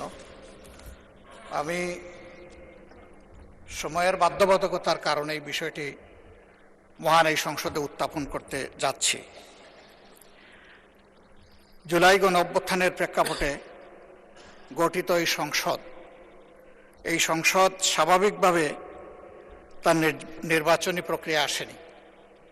এটি একটি প্রেসিডেন্সিয়াল অর্ডারের মাধ্যমে এসেছে। এই অর্ডারটি জারি করা হয়েছে 13 নভেম্বর 2025। এই অর্ডার অনুযায়ী এখানে 15টা নির্দেশিকা আছে। এর মধ্যে 3 থেকে 15 এই বিষয়গুলো হচ্ছে জুলাই সনদ এবং গণভোটের সাথে সম্পর্কিত। 10 নম্বর, এই অর্ডারের 10 নম্বর বিষয়টা উল্লেখ করা হয়েছে পরিষদের অধিবেশন আহ্বান, কোরাম, ভোটদান ইত্যাদি সংসদ নির্বাচনের ফল ঘোষিত হওয়ার 30 পঞ্জিকা দিবসের মধ্যে যে পদ্ধতিতে জাতীয় সংসদের প্রথম অধিবেশন আহ্বান করা হইবে অনুরূপ পদ্ধতিতে পরিষদের প্রথম অধিবেশন আহ্বান করা হইবে। আমার বিষয়টা এখানেই কনসার্নের। আজকে 30তম পঞ্জিকা দিবস, কিন্তু এর মধ্যে এই অধিবেশন আহ্বান করা হয়নি। এই অধিবেশন কিভাবে আহ্বান করা হবে সেই ব্যাপারে সংবিধানের 72 অনুচ্ছেদে নির্দেশিকা রয়েছে। সরকারি বিজ্ঞপ্তি দ্বারা রাষ্ট্রপতি সংসদ আহ্বান স্থগিত ও ভঙ্গ করিবেন এবং সংসদ আহ্বানকালে রাষ্ট্রপতি প্রথম বৈঠকের সময় স্থান নির্ধারণ করিবেন। তবে আরও শর্ত থাকে যে এই দফার অধীন তাহার দায়িত্ব পালনে রাষ্ট্রপতি প্রধানমন্ত্রী কর্তৃক লিখিতভাবে প্রদত্ত পরামর্শ অনুযায়ী কার্য করিবেন। উদয় সম্পন্ন করার কথা ছিল। এখন আমরা ধরে নিচ্ছি নিশ্চয়ই মাননীয় প্রধানমন্ত্রীর লিখিত পরামর্শের কারণেই রাষ্ট্রপতি এই সভা আহ্বান করেছেন, এবং এখানে বাকি যে অর্ডারগুলো আছে সেই জায়গায় পরিষ্কার বলা হয়েছে যে পদ্ধতিতে সংসদের প্রথম অধিবেশন আহ্বান করা হবে ঠিক একই পদ্ধতিতে সংবিধান সংস্কার পরিষদেরও সভা আহ্বান করা হবে। দুইটা বুথে যারা নির্বাচিত হবেন তাদের ব্যাপারে এখানে আমি আগেই উল্লেখ করেছি 3 থেকে 15 পর্যন্ত বিস্তারিত তাদের দায়িত্ব এবং অধিকার সম্পর্কে কথা বলা হয়েছে। 3 নম্বরে বলা হয়েছে জুলাই জাতীয় সনদে অন্তর্ভুক্ত সংবিধান সংস্কার বিষয়ে গণভোট। জনগণের সার্বভৌম ক্ষমতা প্রয়োগের উদ্দেশ্যে এই আদেশ এবং জুলাই জাতীয় সনদের সংবিধান সংস্কার সম্পর্কিত অংশ গণভোটে উপস্থাপন করা হবে। 4 নম্বরে বলা হয়েছে গণভোটে নিম্নরূপ প্রশ্ন উপস্থাপন করা হবে, যে 4টা প্রশ্ন ব্যালটের মধ্যে ছিল সেটা আর আমি উল্লেখ করতে যাচ্ছি না। 5 নম্বরে বলা হয়েছে গণভোট অনুষ্ঠানে এই আদেশ জারির অব্যবহিত পর অনুষ্ঠিতব্য জাতীয় সংসদ নির্বাচনের দিন এই আদেশ অনুসারে গণভোট অনুষ্ঠিত হবে। এটা হয়ে গেছে, এবং গণভোটে যারা ভোট প্রয়োগ করেছেন তাদের মধ্যে প্রায় 70% মানুষ হায়ের পক্ষে ভোট দিয়ে তারা সংস্কারের পক্ষে রায় দিয়েছেন। 6 নম্বরে গণভোট অনুষ্ঠানের জন্য আইন প্রণয়ন। গণভোট অনুষ্ঠানের লক্ষ্যে নির্বাচন কমিশন কর্তৃক প্রয়োজনীয় ব্যবস্থা গ্রহণের উদ্দেশ্যে যথোপযুক্ত আইন প্রণয়ন করা হবে। এটাও হয়ে গেছে। সংবিধানের সংস্কার পরিষদ গঠন উহার কার্যাবলী এবং বিলুপ্তি। গণভোটে উপস্থাপিত প্রশ্নের উত্তরে প্রদত্ত সংখ্যাগরিষ্ঠ ভোট সূচক হইলে এই আদেশ জারির অব্যবহিত পর অনুষ্ঠিতব্য জাতীয় সংসদের সাধারণ নির্বাচনে নির্বাচিত প্রতিনিধিগণের সমন্বয়ে একটি সংবিধান সংস্কার পরিষদ গঠিত হইবে। মাননীয় স্পিকার, এটি হয়নি এবং এর সময়সীমা আজকে শেষ। যাহা সংবিধান সংস্কার বিষয়ে সকল ক্ষমতা প্রয়োগ করিতে পারিবে।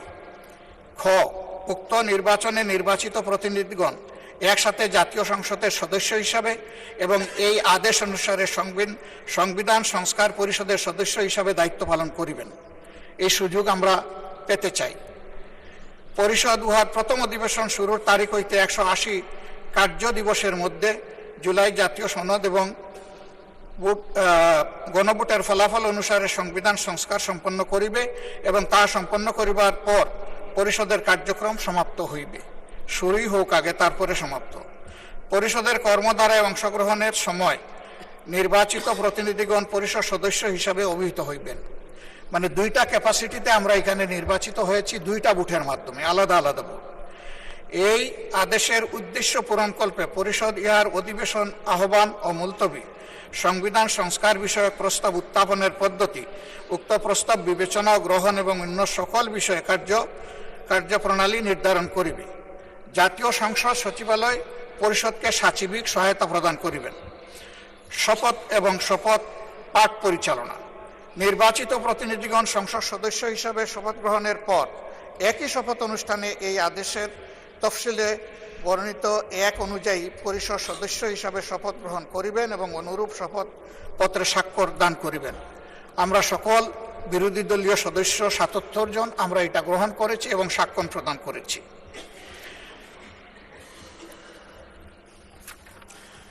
দোষে আমি আগেই উল্লেখ করেছি সংসদ নির্বাচনের ফল ঘোষিত হওয়ার 30 কার্য দিবসের পঞ্জিকা দিবসের মধ্যে যে পদ্ধতিতে জাতীয় সংসদের প্রথম অধিবেশন আহ্বান করা হইবে অনুরূপ পদ্ধতিতে পরিষদের প্রথম অধিবেশন আহ্বান করা হইবে। ধন্যবাদ মাননীয় বিরোধী দল নেতা, আপনার কথা আমরা বুঝতে পেরেছি। জি। এখন আমি ট্রেজারি বেঞ্চ থেকে এই সম্পর্কে বক্তব্য আশা করছি। ধন্যবাদ মাননীয় স্বরাষ্ট্রমন্ত্রী। মাননীয় স্পিকার, আপনাকে ধন্যবাদ। আপনি প্রথমত আমি প্রশ্ন রাখবো মাননীয় বিরোধী দলীয় নেতাকে কোন বিধিতে এই সময় বিফোর 71 অ্যালাউ করেছেন। This is my point of order. Second হচ্ছে, যদি জরুরি জনগুরুত্বপূর্ণ বিষয়ে কোনো মুলতবি প্রস্তাব আনতে হয় সেটার জন্য বিধি আছে, সেই বিধিতে কোনো নোটিশ তিনি দিয়েছেন কিনা রুলস অফ প্রসিডিউর 62 অনুসারে। তৃতীয় প্রশ্ন হচ্ছে, যদি জরুরি জনগুরুত্বপূর্ণ বিষয়ে কোনো সংক্ষিপ্ত আলোচনা করতে হয় সেই বিষয়ে বিধি 68 অনুসারে কোনো নোটিশ দিয়েছেন কিনা। এটা হচ্ছে আপনার প্রতি আমার প্রশ্ন। তারপরেও যেহেতু আপনি অ্যালাউ করেছেন, মাননীয় বিরোধী দলীয় নেতা যেহেতু কিছু প্রশ্ন উত্থাপন করেছে, জাতির উদ্দেশ্যে কিছু কথা বলতে হয়, না হলে পরিষ্কার হবে না। তিনি পুরো জুলাই জাতীয় সনদ সংবিধান সংস্কার বাস্তবায়ন আদেশ 2025 টপ টু বটম পড়েছেন, এ টু জেড। এটা আদেশ নম্বর 1/2025, 13 নভেম্বর। আমি হাউসের বাইরে বিভিন্ন জায়গায় আলোচনায় বলেছিলাম রাষ্ট্রপতি অধ্যাদেশ জারি করতে পারেন যখন হাউস সেশনে থাকে না, আর্টিকেল 93 অনুসারে। এবং এই আর্টিকেল 93 অনুসারে আপনি দেখবেন মাননীয় স্পিকার, ক্লজ কতে 93(1) ক্লজ ক লেখা আছে সংবিধানের ধারা পরিবর্তন হবে বা সংবিধান পরিবর্তন হবে, এরকম কোনো বিষয় অধ্যাদেশের মাধ্যমে আসতে পারে না, সেটা জায়েজ নাই। রাষ্ট্রপতি অধ্যাদেশও সেটা সংবিধান পরিবর্তনের কোনো বিধান করতে পারেন না। কিন্তু এই যে আদেশ, এই আদেশটা না অধ্যাদেশ না আইন, মাঝামাঝি কি জিনিস সেজন্য আমি বলেছিলাম এটা হয়তো নিউট্রাল জেন্ডার হতে পারে। এনিওয়ে, এটা আমি অসংসদীয় বা আনপার্লামেন্টারি কোনো শব্দ এখানে ইউজ করতে চাই না, এটা বাইরের বক্তৃতা হলে বলা যেত। এই যে আরোপিত আদেশ যেটা তিনি পাঠ করলেন, এই আদেশের তিনি বললেন সেকশন 3-তে জুলাই জাতীয় সনদে অন্তর্ভুক্ত সংবিধান সংস্কার বিষয়ে গণভোট, এবং বলা হয়েছে সেকশন 10-এ পরিষদের অধিবেশন আহ্বান, কোরাম, ভোটদান ইত্যাদি। অর্থাৎ এটা সংবিধান সংস্কার পরিষদের সদস্য হিসেবে তারা অসাংবিধানিকভাবে শপথ নিয়েছেন বটে, সেই পরিষদের আহ্বানের জন্য তিনি রাষ্ট্রপতির আর্টিকেল 72 অনুসারে কনস্টিটিউশনের অধিবেশন আহ্বানের ঘোষণা চাচ্ছেন। এবং তিনি বলেছেন যেহেতু দুইটি কাজ বাদে বাকিগুলো সব প্রাইম মিনিস্টার রিকমেন্ডেশনে প্রেসিডেন্ট করে থাকেন, এবং একইভাবে এই সংসদের আহ্বানও তিনি করেছেন প্রধানমন্ত্রীর পরামর্শ অনুযায়ী আর্টিকেল 72 অনুসারে। তো এইখানে প্রেসিডেন্টের ক্ষমতা, যে প্রধানমন্ত্রী পরামর্শ দিয়েছেন তিনি জাতীয় সংসদের অধিবেশন আহ্বান করবেন আর্টিকেল 72, এবং স্থান এবং সময় নির্ধারণ করেছেন আর্টিকেল 73 অনুসারে। তিনি ভাষণ দেওয়ার কথা ভাষণ দিয়েছেন। আমাদের বিরোধী দলীয় বন্ধুরা ভাষণ শুনতে চাননি, চলে গিয়েছেন, ভালো কথা। কিন্তু সেই ভাষণের উপরে আলোচনার জন্য তিনি কালকে প্রস্তাব করেছেন 50 ঘন্টা বরাদ্দ করা হোক। এখন যদি রাষ্ট্রপতির ভাষণের উপরে 50 ঘন্টা আলোচনা হয়, ভালো, সংখ্যা অনুপাতে সেই সময় বরাদ্দ করা হবে, আমরা অ্যাপ্রিসিয়েট করি। কিন্তু এই যে আর্টিকেল 72 অনুসারে সংবিধান সংস্কার পরিষদের যেখানে অস্তিত্ব না থাকায় প্রধানমন্ত্রীও সেটা পরামর্শ দিতে পারেন না রাষ্ট্রপতিকে, রাষ্ট্রপতিও সেই অধিবেশন আহ্বান করতে পারেন না, বিধায় সে করেননি। তা এখন যদি তাদের প্রশ্ন অনুসারে এই আদেশটা যদি বৈধ হয়, রাষ্ট্রপতি যে আদেশটা জারি করেছেন সেটা যদি সাংবিধানিক হয় সেটা আমরা এখানে আলোচনা করতে পারি। ইদানিং একটা আলোচিত বিষয় হয়েছে, জুডিশিয়ারিতে সেটা আপিল হয়েছে, রিট হয়েছে, এই সংবিধান সংস্কার বাস্তবায়ন আদেশ এইটা এবং গণভোটের সার্টেন পোর্শন কেন আনকনস্টিটিউশনাল ডিক্লেয়ার করা হবে না সেই মর্মে রুলও জারি করা হয়েছে শুনলাম। এখানে হয়তো জুডিশিয়ারির মতামত দিবে, বাট জুডিশিয়ারির মতামত এই সোভারেইন পার্লামেন্টের উপরে কখনো বাইন্ডিং না। কিন্তু এই সোভারেইন পার্লামেন্ট কখনো আবার এমন কোনো আইন প্রণয়ন করতে পারে না যেটা জুডিশিয়ারিতে যে চ্যালেঞ্জ হয়ে নাল অ্যান্ড ভয়েড হয়ে যাবে, আল্ট্রাভায়ার্স টু দি কনস্টিটিউশন হয়ে যাবে। তো সুতরাং আমাদেরকে উভয় দিকে লক্ষ্য রেখে জাতির বৃহত্তর স্বার্থে আইনানুগভাবে এবং সাংবিধানিকভাবে যেতে হবে এই মহান জাতীয় সংসদে আমাদের সমস্ত কার্যক্রম। এখন যদি বলা হয় যে গণভোটের রায় বাস্তবায়নের জন্য সংবিধান সংস্কার পরিষদ গঠন করতে হবে, মানলাম আমরা নির্বাচিত হয়েছি সাংবিধানিক ভোটে। নির্বাচন কমিশনের দুইটাই এখতিয়ার, একটা হচ্ছে জাতীয় সংসদের নির্বাচন অনুষ্ঠান করা, আর একটা হচ্ছে রাষ্ট্রপতির নির্বাচন অনুষ্ঠান করা। এটা হচ্ছে কনস্টিটিউশনাল ম্যান্ডেট, যেটা নির্বাচন কমিশন পালন করতে বাধ্য। কিন্তু আরেকটা আইন হয়েছে গণভোটের জন্য, এটা আমরাও প্রস্তাব করেছিলাম, যেহেতু আইনি ভিত্তি চেয়েছেন সবাই জুলাই জাতীয় সনদের, যে জনগণ কি বলে আমরা দেখি।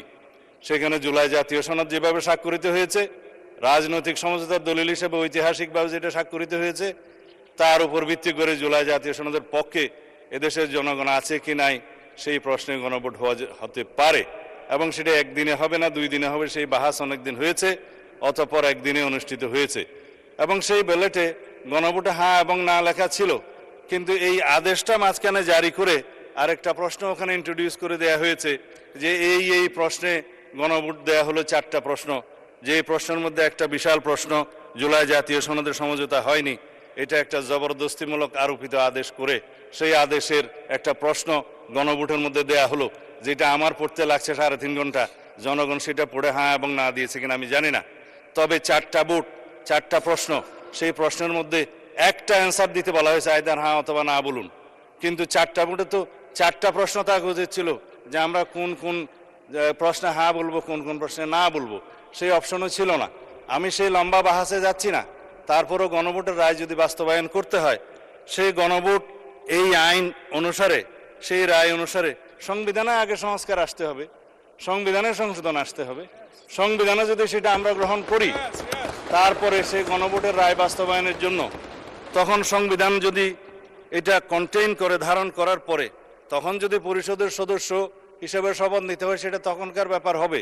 সেটা আমরা let us have debate on it. তবে এখন এই সংবিধান সংশোধনের জন্য আমরা এই সেশনে বিল আনতে পারবো কিনা সেটা যথেষ্ট সন্দেহ আছে। এই কারণে যে 133টা অধ্যাদেশ এখানে উত্থাপিত হয়েছে প্রথম দিনে, আজকে হয়তো মাননীয় আইনমন্ত্রী সেগুলা বিশেষ কমিটি দেওয়ার জন্য প্রস্তাব করতে পারেন। তারপরে সেটা স্ক্রুটিনি হবে, রিপোর্ট পেশ হবে, সময় আছে 30 দিন। এটা কোনো কার্য দিবস নয়, পঞ্জিকা দিবস। 30 দিনের মধ্যে এই অধ্যাদেশগুলো সম্পর্কে আমাদেরকে ফয়সালা করতে হবে। এখন সেই অধ্যাদেশগুলো ফয়সালা করতে যেয়ে 15 দিন এখন লম্বা ছুটিতে, 29 তারিখের আগে আপনি আর সেশন করতে পারছেন না আজকের পরে, তখন এগুলো করতে করতে এই সেশন চলে যাবে। তারপরের সেশনে আপনার বাজেট অধিবেশনের সময় যদি আপনারা অ্যালাউ করেন যে সংবিধান সংশোধনের বিষয়ে এই হাউস সিদ্ধান্ত নেয়, কার্য উপদেষ্টা কমিটিতে যদি সিদ্ধান্ত হয়, তখন বাজেটের এই সেশনের মধ্যেও সংবিধান সংশোধনের জন্য কমিটি করে তারা এই জুলাই জাতীয় সনদকে সেখানে ধারণ করে সংবিধান সংশোধনের জন্য বিল উত্থাপন করতে পারে। সেই বিলটা তারপর আলোচনা হবে, পাশ হবে, সেটা তখন সেই সেশনে করা যাবে কিনা আপনারা সিদ্ধান্ত নেবেন। আমি পজিটিভলি যাচ্ছি, আমি কোনো কিছু অস্বীকার করছি না। জনরায়কে সম্মান দিতে হবে, কিন্তু সেটা সাংবিধানিকভাবে দিতে হবে, আইনগতভাবে দিতে হবে। এখানে ইমোশনের কোনো জায়গা নেই। রাষ্ট্র ইমোশন দিয়ে চলে না, রাষ্ট্র চলে সংবিধান দিয়ে, আইন দিয়ে, কানুন দিয়ে। তা আমরা সেইভাবে যাই।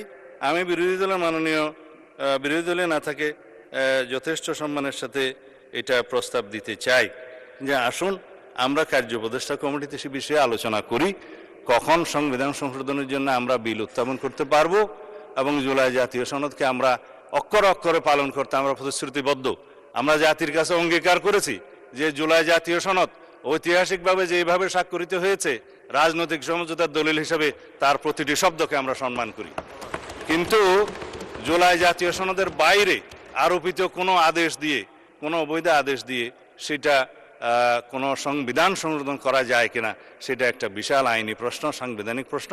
সেটাও আমরা ডিবেট করি, আলোচনা করি, আমরা কার্য উপদেষ্টা কমিটিতে আলোচনা করি এবং সংবিধান সংশোধনের জন্য আমরা বিল উত্থাপন করি। সেই বিল আমরা সমঝোতার ভিত্তিতে এই মহান হাউসে গ্রহণ করি। তারপরে এই সংবিধান অনুসারে রাষ্ট্র পরিচালিত হবে এবং ইনশাআল্লাহ আমরা সংবিধান মেনেই এই পর্যন্ত এসেছি এবং সংবিধান মেনে চলবো। সামনের দিনগুলোতে আমরা সাংবিধানিকভাবে এই রাষ্ট্রকে এগিয়ে নিয়ে যাব। ধন্যবাদ মাননীয় স্পিকার। মাননীয় বিরোধী দলের নেতা, আপনি অত্যন্ত জনগুরুত্বপূর্ণ একটি বিষয় উপস্থাপন করেছেন। এই ধরনের গুরুত্বপূর্ণ বিষয় অন দি স্পট সলিউশন দেওয়া যায় না, এটার জন্য আপনি নোটিশ দেবেন। আপনার নোটিশ পাওয়ার পর এ ব্যাপারে আমার সিদ্ধান্ত জানাবো। ধন্যবাদ। এখন আমি আইনমন্ত্রীকে একটি প্রস্তাব করার জন্য অনুরোধ জানাচ্ছি। ধন্যবাদ মাননীয় স্পিকার আপনাকে। আমরা ইতিমধ্যে সংসদে মহান সংসদে 133টি অধ্যাদেশ উপস্থাপন করেছি। ইতিমধ্যে প্রথম অধিবেশনেই, প্রথম বৈঠকেই একটি বিশেষ কমিটি গঠন করা হয়েছে। আমি এই 133টি অধ্যাদেশ উক্ত বিশেষ কমিটিতে যাচাই বাছাইয়ের জন্য প্রেরণ করার জন্য অনুরোধ করছি এবং উক্ত বিশেষ কমিটি যাতে আগামী 2 এপ্রিলের মধ্যে একটি প্রতিবেদন দাখিল করেন সে বিষয়ে আপনার স্বনির্বন্ধ নির্দেশনা কামনা করছি। ধন্যবাদ মাননীয় স্পিকার। ধন্যবাদ মাননীয় আইনমন্ত্রী। মাননীয় মন্ত্রীর প্রস্তাব মতে সংসদে উত্থাপিত 133টি অধ্যাদেশ বিশেষ কমিটিতে প্রেরণের জন্য প্রস্তাবটি আমি ভোটে দিচ্ছি। সংসদের সামনে প্রশ্ন। মাননীয় আইন, বিচার ও সংসদ বিষয়ক মন্ত্রীর প্রস্তাব মতে 12 মার্চ 2026 তারিখে সংসদে উত্থাপিত 133টি অধ্যাদেশ যাচাই বাছাই পূর্বক আগামী 2 এপ্রিলের মধ্যে সংসদে রিপোর্ট প্রদানের জন্য বিশেষ কমিটিতে প্রেরণ করা হোক। যারা এই প্রস্তাবের পক্ষে আছেন তারা হ্যাঁ বলুন, যারা এই প্রস্তাবের বিপক্ষে আছে তারা না বলুন। আমার মনে হয় হ্যাঁ জয়যুক্ত হয়েছে, হ্যাঁ জয়যুক্ত হয়েছে, হ্যাঁ জয়যুক্ত হয়েছে। অতএব 133টি অধ্যাদেশ যাচাই বাছাই পূর্বক আগামী 2 এপ্রিল তারিখের মধ্যে সংসদে রিপোর্ট প্রদানের জন্য বিশেষ কমিটিতে প্রেরণ করা হলো। আমি আবার 2 মিনিট বক্তব্যের জন্য 2 মিনিট করে বক্তব্যের জন্য যাদের নোটিশ আজকে গ্রহণ করা গেল না তাদেরকে সুযোগ দিতে চাই। 2 মিনিট করে বক্তব্য রাখবেন। প্রথমে জনাব এস এম জাহাঙ্গীর হোসেন, ঢাকা 18। ধন্যবাদ। 71 বিধিতে আমার উত্থাপিত বিষয়, আমার নির্বাচনী এলাকা 191 ঢাকা 18 আসন উত্তরা, পূর্ব, পশ্চিম, উত্তরখান, দক্ষিণখান, তুরাগ, খিলক্ষেত, বিমানবন্দর, বাটারার আংশিক এলাকায় দীর্ঘদিন ধরে তীব্র ড্রেনেজ সংকট ও ভয়াবহ জলবদ্ধতা বিরাজ করছে। বিশেষ করে বর্ষাকালে স্বল্প সময়ে প্রবল বৃষ্টির প্রধান সড়ক, আভ্যন্তরীণ রাস্তা, আবাসিক এলাকা, শিক্ষা প্রতিষ্ঠান, স্বাস্থ্যসেবা কেন্দ্র এবং ব্যবসা প্রতিষ্ঠান দ্রুত পানিতে তলিয়ে যাচ্ছে। এর ফলে সাধারণ জনগণের দৈনন্দিন জীবনের অর্থনৈতিক কার্যক্রম ব্যাপকভাবে ব্যাহত হচ্ছে। এই এলাকায় পর্যাপ্ত ড্রেনেজ লাইন, খাল পুনঃখনন, পাম্পিং স্টেশন নিয়মিত রক্ষণাবেক্ষণ অভাবে সমস্যা আরো তীব্র করে তুলেছে। ঐতিহ্যবাহী তুরাগ নদী সংযুক্ত খালসমূহ অবৈধ দখল, অব্যবস্থাপনা এবং ভরাটের কারণে পানি নিষ্কাশন সম্পূর্ণ ব্যাহত হচ্ছে।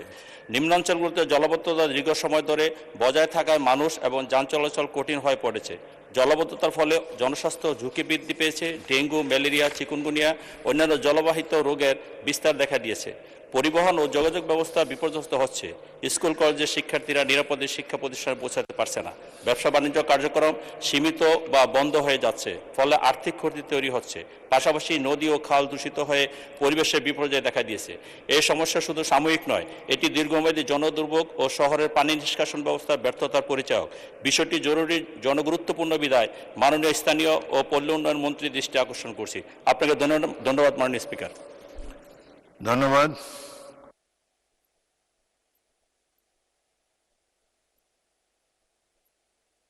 জনাব Sarwar Jamal Nizam, Chittagong 13।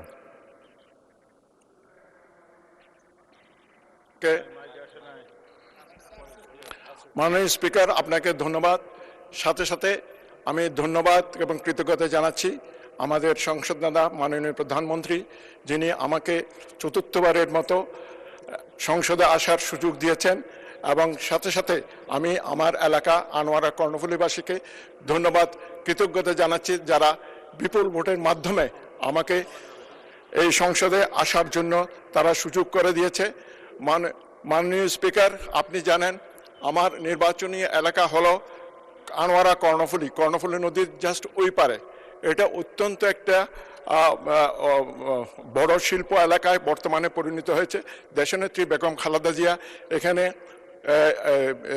Urea fertiliser factory করেছেন, কাফকো করেছেন এবং বর্তমানে কোরিয়ান ইপিজেড করেছেন এবং বর্তমানে এখানে চাইনিজ একটা ইপিজেড হতে যাচ্ছে বিরাট।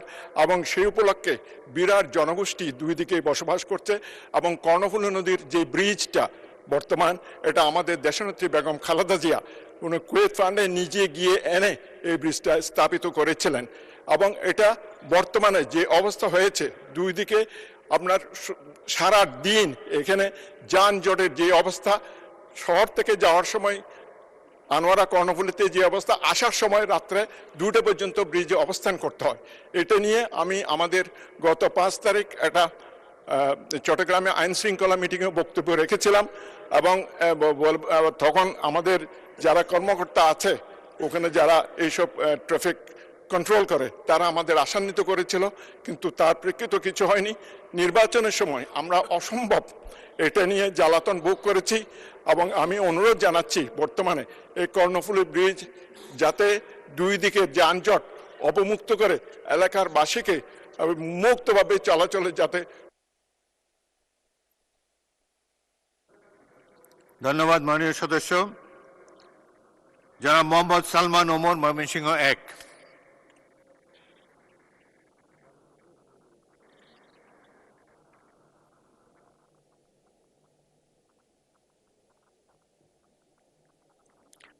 অনুপস্থিত। জনাব ই সুলতান মাহমুদ বাবু, জামালপুর 2।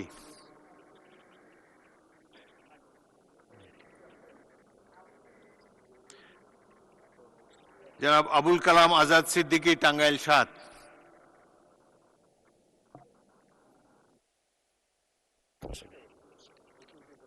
মাননীয় স্পিকার, আপনাকে ধন্যবাদ।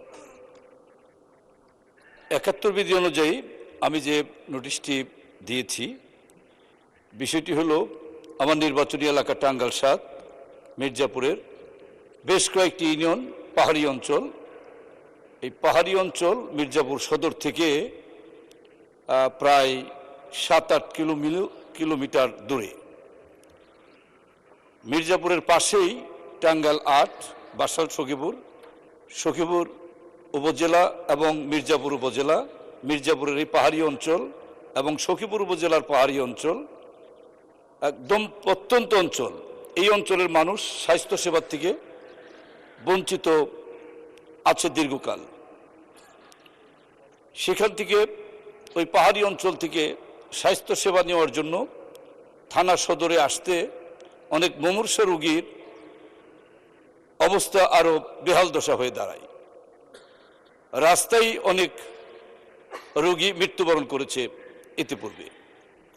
এই জন্য আমি জনগণের স্বাস্থ্যসেবা, জনগণের জন্য, জনগণের দুর্গরায় নেওয়ার বিষয়ে মাননীয় স্বাস্থ্যমন্ত্রীর দৃষ্টি আকর্ষণ করে 71 বিধিতে আমি এই নোটিশটি দিয়েছি। স্বাস্থ্যসেবা মানুষের জন্য গুরুত্বপূর্ণ একটা সেবা, সুস্থ থাকা একটা গুরুত্বপূর্ণ বিষয়। এই জন্য টাঙ্গাইল 7 মির্জাপুর উপজেলার এই পাহাড়ি অঞ্চলে স্বাস্থ্যসেবা নিশ্চিত করার জন্য একটি হাসপাতাল নির্মাণ হলে শুধুমাত্র মির্জাপুর উপজেলার জনগণ উপকৃত হবে না, আমাদের পাশেই বাসাল সখীপুর থেকে নির্বাচিত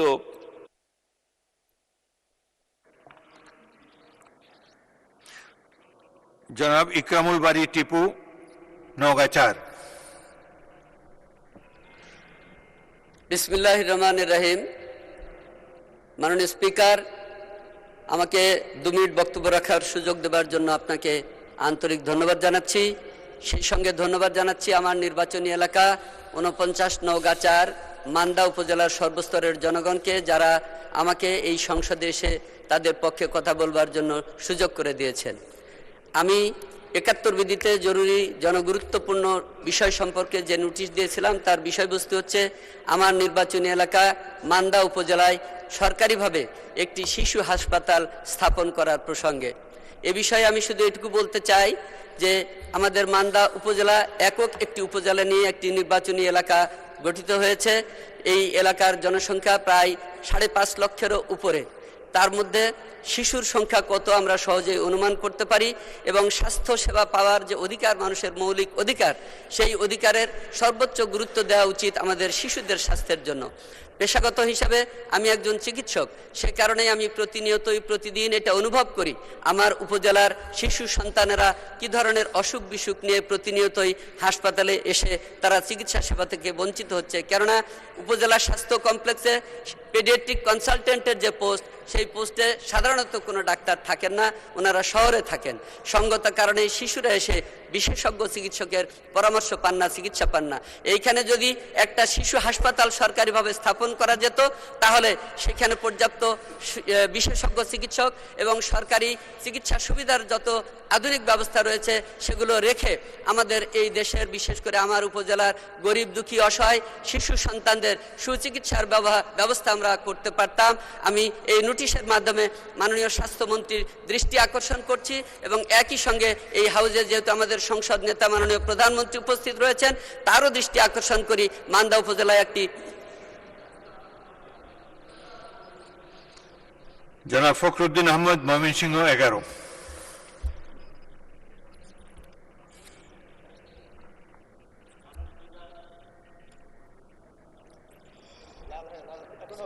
মাননীয় স্পিকার, আপনাকে ধন্যবাদ আমাকে সুযোগ দেওয়ার জন্য। আমি কার্যপ্রণালী বিধি 71 অনুসারে জরুরি জনগুরুত্বপূর্ণ বিষয় সম্পর্কে মাননীয় স্থানীয় সরকার পল্লী উন্নয়ন সমবায় মন্ত্রীর মনোযোগ আকর্ষণ করে একটি নোটিশ প্রদান করেছি। আমার উত্থাপনীয় বিষয় ভালুকা উপজেলার শিল্পাঞ্চলের আভ্যন্তরীণ রাস্তাগুলোর পাকাকরণ ও প্রশস্তকরণ সহ সার্বিক উন্নয়নের লক্ষ্যে জরুরি ব্যবস্থা গ্রহণ প্রসঙ্গে। মাননীয় স্পিকার, আমার নির্বাচনী এলাকা 156 ময়মনসিংহ 11 ভালুকা উপজেলা 11টি ইউনিয়ন একটি পৌরসভা নিয়ে গঠিত। ময়মনসিংহ জেলার ভালুকা উপজেলা বাংলাদেশের অত্যন্ত গুরুত্বপূর্ণ শিল্পনগরী হিসাবে পরিচিত। উক্ত উপজেলায় প্রায় 300 থেকে 350টি শিল্প কারখানা স্থাপিত হয়েছে, যা জাতীয় অর্থনীতিতে গুরুত্বপূর্ণ অবদান রাখছে। এই শিল্প কারখানাগুলোতে ঢাকা ময়মনসিংহ মহাসড়ক থেকে বিভিন্ন শাখা প্রশাখা সড়ক দিয়ে প্রবেশ করতে হয়। প্রতিদিন অসংখ্য কন্টেনারবাহী ট্রাক সহ বিভিন্ন ধরনের ভারী হালকা যানবাহন এসব সড়ক ব্যবহার করে শিল্প কারখানায় যাতায়াত করে। কিন্তু অত্যন্ত দুঃখের বিষয়, শিল্পাঞ্চলের অধিকাংশ সড়কের অবস্থা অত্যন্ত বেহাল। অনেক ক্ষেত্রে একটি গাড়ি প্রবেশ করলে বিপরীত দিক থেকে আরেকটি গাড়ি চলাচল করতে পারে না। সড়কগুলো সংকীর্ণ, ভাঙ্গাচোরা, চলাচলের অনুপযোগী হয়ে পড়েছে। উল্লেখ্য, আমার নির্বাচনী এলাকায় অবস্থিত শিল্প কারখানাগুলো সরকারের কোষাগারে উল্লেখযোগ্য পরিমাণ রাজস্ব প্রদান করে থাকে। জাতীয় রাজস্বের একটি বড় অংশ শিল্পাঞ্চল থেকে অর্জিত হয়। সেই বিবেচনায় শিল্প প্রতিষ্ঠানগুলো সরকারের পক্ষ থেকে প্রয়োজনীয় অবকাঠামো সুবিধা পাওয়ার অধিকার রাখে, কিন্তু বাস্তবে তা। ধন্যবাদ। জনাব AM মাহবুব উদ্দিন, নোয়াখালী 1।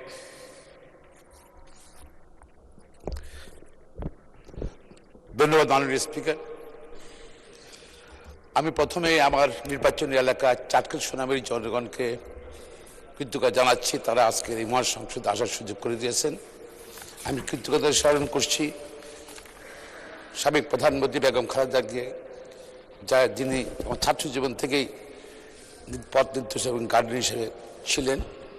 আমি ধন্যবাদ জানাচ্ছি মাননীয় প্রধানমন্ত্রীকে, যার নেতৃত্বে বাংলাদেশে বিএনপি 2/3 মেজরিটি পেয়েছে এবং বিগত 17 আন্দোলন সংগ্রাম করেছিল স্বৈরাচারের বিরুদ্ধে। মাননীয় স্পিকার, আমার নির্বাচনী এলাকার কত বন্যার সময় প্রায় সব রাস্তাঘাট ডুবে গেছে, বিকজ এটা ভাটি এলাকা, নোয়াখালী এলাকা। বন্যা হলে পানি সব ওই দিক দিয়ে নামে। আমরা 130টা বন্যা আশ্রয়কেন্দ্র করেছিলাম মানুষের জন্য। রাস্তাঘাট সব ভেঙে গেছে এবং রাস্তা কোনো ব্যবহার অনুপযোগী সব করে।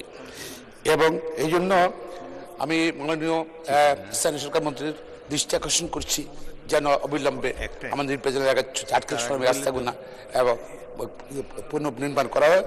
পাশাপাশি এগুলো পুনর্নির্মাণ করা হয়েছিল বিগত সরকারের সময়, কিন্তু তারা 1 কোটি টাকার বাজেট করেছে, খরচ করেছে মাত্র 20 লাখ টাকা, 80 লক্ষ টাকা দুর্নীতি করেছে। এই ব্যাপারে তদন্ত দাবি করছি। পাশাপাশি যেন রাস্তাঘাটগুলো তাড়াতাড়ি মানুষের ব্যবহার উপযোগী করা হয়, সেই জন্য আমি মাননীয় প্রধানমন্ত্রীর দৃষ্টি আকর্ষণ করে আমার বক্তব্য শেষ করছি। ধন্যবাদ।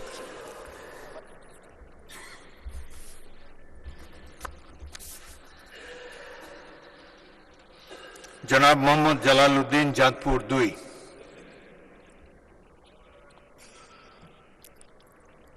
বিসমিল্লাহির রহমানির রহিম।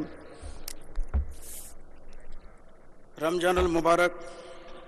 মাননীয় স্পিকার, আপনাকে ধন্যবাদ কথা বলার সুযোগ দেওয়ার জন্য। আমি শ্রদ্ধার সহিত স্মরণ করছি স্বাধীনতার ঘোষক শহীদ রাষ্ট্রপতি জিয়াউর রহমান। আমি আত্মার মাগফিরাত কামনা করছি ওনাকে সহ 3বারের সফল প্রধানমন্ত্রী আবশ্যক নেত্রী বেগম খালেদা জিয়ার। ধন্যবাদ জানাই হাউস লিডার ও মাননীয় প্রধানমন্ত্রীকে এবং ওনার পরিবারের সকল সদস্যের নেক হায়াত ও দীর্ঘ জীবন কামনা করছি। আমি কৃতজ্ঞতা জানাই আমার নির্বাচনী চাঁদপুর 2 এলাকার সর্বস্তরের নরনারী, হিন্দু মুসলিম সকলকে, যারা আমাকে 1,15,850 ভোট ব্যবধানে এবং প্রতিটি কেন্দ্রে জয়যুক্ত করে আমাকে সম্মানজনকভাবে নির্বাচিত করেছেন। আমি সেই মতলববাসীর কাছে চিরকৃতজ্ঞ। মাননীয় স্পিকার, মতলব শিক্ষা দীক্ষা একটা উল্লেখযোগ্য উপজেলা, অথচ যোগাযোগ উন্নয়নের পরশ একেবারে অবহেলিত। ঢাকা থেকে মতলবের এরিয়াল ডিস্টেন্স মাত্র 30 কিলোমিটার, 30 মাইল, অথচ আমাদের ঘুরে ঘুরে যেতে লাগে সময় 4 থেকে 5 ঘন্টা। যদি বাবেরচর গজারিয়া দনাগদা নদীর উপরে একটা সেতু হয়, মাত্র 700 কিলোমিটার একটা সেতু হলে আমরা 1 ঘন্টায় মতলব আসা যাওয়া করতে পারি। এই ব্রিজটি হলে শুধু মতলবের উন্নয়ন হবে না, সারা বাংলাদেশের উন্নয়ন জড়িত আছে এই ব্রিজের পিছনে। এই ব্রিজটি হলে মতলবের উন্নয়নের প্রয়াস এতই পরিবর্তন আসবে যে সেখানে শিল্প কারখানা, কল কারখানা, ব্যবসা বাণিজ্য অতি দ্রুত বৃদ্ধি লাভ করবে। শুধু তাই নয়, এই ব্রিজটি হলে মতলব চাঁদপুর হয়ে চট্টগ্রামের একটা বিকল্প সড়ক হবে।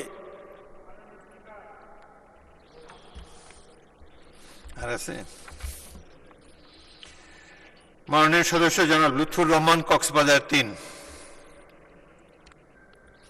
বিসমিল্লাহির রহমানির রহিম। আর কতক্ষণ আছে? মাননীয় স্পিকার, আপনাকে ধন্যবাদ আমাকে সুযোগ দেওয়ার জন্য। এটা চলবে। আমি কার্যপ্রণালী বিধি 71 বিধি অনুসারে জরুরি জনগুরুত্বপূর্ণ সম্পন্ন বিষয় সম্পর্কে মাননীয় স্থানীয় সরকার, পল্লী উন্নয়ন ও সমবায় মন্ত্রী মহোদয় মনোযোগ আকর্ষণ করে নোটিশ দিয়েছি। আমার নোটিশের উত্থাপনীয় বিষয় হচ্ছে কক্সবাজার জেলা সদরের কক্সবাজার পৌরসভাকে সিটি কর্পোরেশনে উন্নীতকরণ প্রসঙ্গে। আমি এই প্রসঙ্গে বলতে চাই, এই কক্সবাজার পৌরসভা স্থাপিত হয়েছিল 1869 সালে। আজকে থেকে প্রায় 157 বছরে আগে এই পৌরসভা স্থাপিত হয়েছিল। এইখানে আপনার প্রতি বছর প্রায় 70 লক্ষের মতো পর্যটক আসে, প্রায় 2 লক্ষের মতো দেশি বিদেশি পর্যটক এখানে ভ্রমণ করে। এখানে আপনার আন্তর্জাতিক ক্রিকেট স্টেডিয়াম, আন্তর্জাতিক বিমানবন্দর সহ অনেক কিছুই এখানে আছে, যার কারণে ছোট্ট পৌরসভার জনবল নিয়ে, অবকাঠামো নিয়ে এত বড় শহর পরিচালনা করা সম্ভব না। তাই আমি মাননীয় স্থানীয় সরকার, পল্লী উন্নয়ন এবং আমাদের মাননীয় প্রধানমন্ত্রীর কাছে অনুরোধ করব যাতে কক্সবাজার পৌরসভাকে সিটি কর্পোরেশনে উন্নত করা হয়। ধন্যবাদ মাননীয় স্পিকার। ধন্যবাদ মাননীয় সদস্য। পরবর্তী বক্তা জনাব আবু ওয়াহাব আকন্দ ওয়াহিদ, ময়মনসিংহ 4। ধন্যবাদ মাননীয় স্পিকার। আপনার মাধ্যমে সংসদ নেতা তারুণ্যের প্রতীক জনাব তারেক রহমান সাহেবকে 18 সনে এবং 26 সনে আমাকে মনোনয়ন দিয়ে যে মূল্যায়ন করেছেন তার জন্য ধন্যবাদ জানাই। মাননীয় স্পিকার, 71 বিধিতে আমার নোটিশটি ছিল সড়ক ও সেতু মন্ত্রণালয়ে। আসন সংখ্যা 149 ময়মনসিংহ সদর সিটি এবং একটি সদর থানা নিয়ে গঠিত।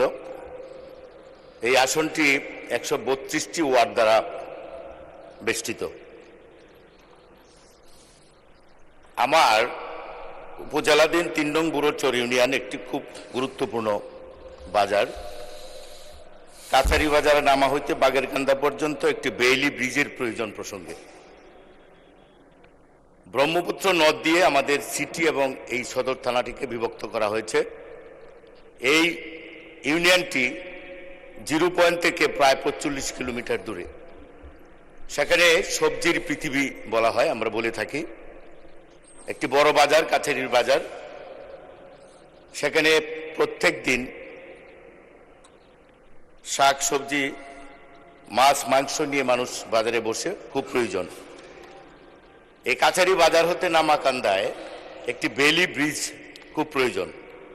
আপনার মাধ্যমে সড়ক ও পরিবহন সেতু মন্ত্রীর কাছে জানতে চাই যে এই ব্রিজটি করার জন্য কোনো উদ্যোগ নেওয়া হবে কিনা। আপনাকে ধন্যবাদ।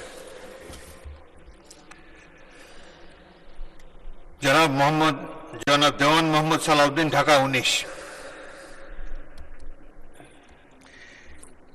মাননীয় স্বরাষ্ট্রমন্ত্রী মহোদয়ের কাছে 71 বিধিতে আমার বিষয় ঢাকা 19 সাবা আশুলিয়া এলাকা মানুষকে মাদকের ছোবল থেকে রক্ষা করা। আমার নির্বাচনী এলাকা লোক সংখ্যা প্রায় 40-50 লক্ষ। এটি একটি গুরুত্বপূর্ণ এলাকা। জাতীয় স্মৃতিসৌধ এই এলাকায় একটি পাবলিক বিশ্ববিদ্যালয় সহ আরও 8টি প্রাইভেট বিশ্ববিদ্যালয় ঢাকা 19-এ অবস্থিত। অনেক সরকারি প্রতিষ্ঠান এখানে, হাজার হাজার শিল্প প্রতিষ্ঠান সাবা আশুলিয়াতে আছে। এখানে 2টি থানা, সাবা মডেল থানা এবং আশুলিয়া থানাও আছে। বিগত 17 বছর বিগত সরকারের পৃষ্ঠপোষকতায় মাদক ব্যবসা এমন এক পর্যায়ে পৌঁছেছে যেখানে বেশিরভাগ গ্রামে মাদকের ছোঁয়া আছে বলে আমি মনে করি। একটি মহল অবৈধভাবে মাদক ব্যবসার সাথে জড়িত থেকে লক্ষ লক্ষ কোটি কোটি টাকা পাহাড় করেছে এবং তা এখনো অব্যাহত আছে। কিছু কিছু যুবক, ছাত্র এবং আরো অনেকে বুঝে না বুঝে মাদক সেবন করছে, যা করে নিজেকে ধ্বংস করছে।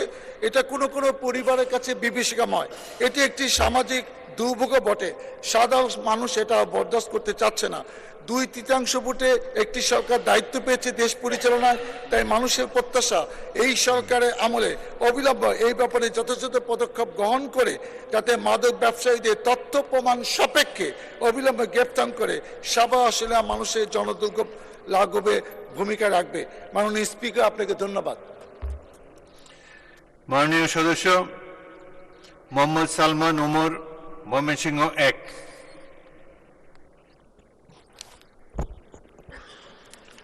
মাননীয় স্পিকার, আপনাকে ধন্যবাদ।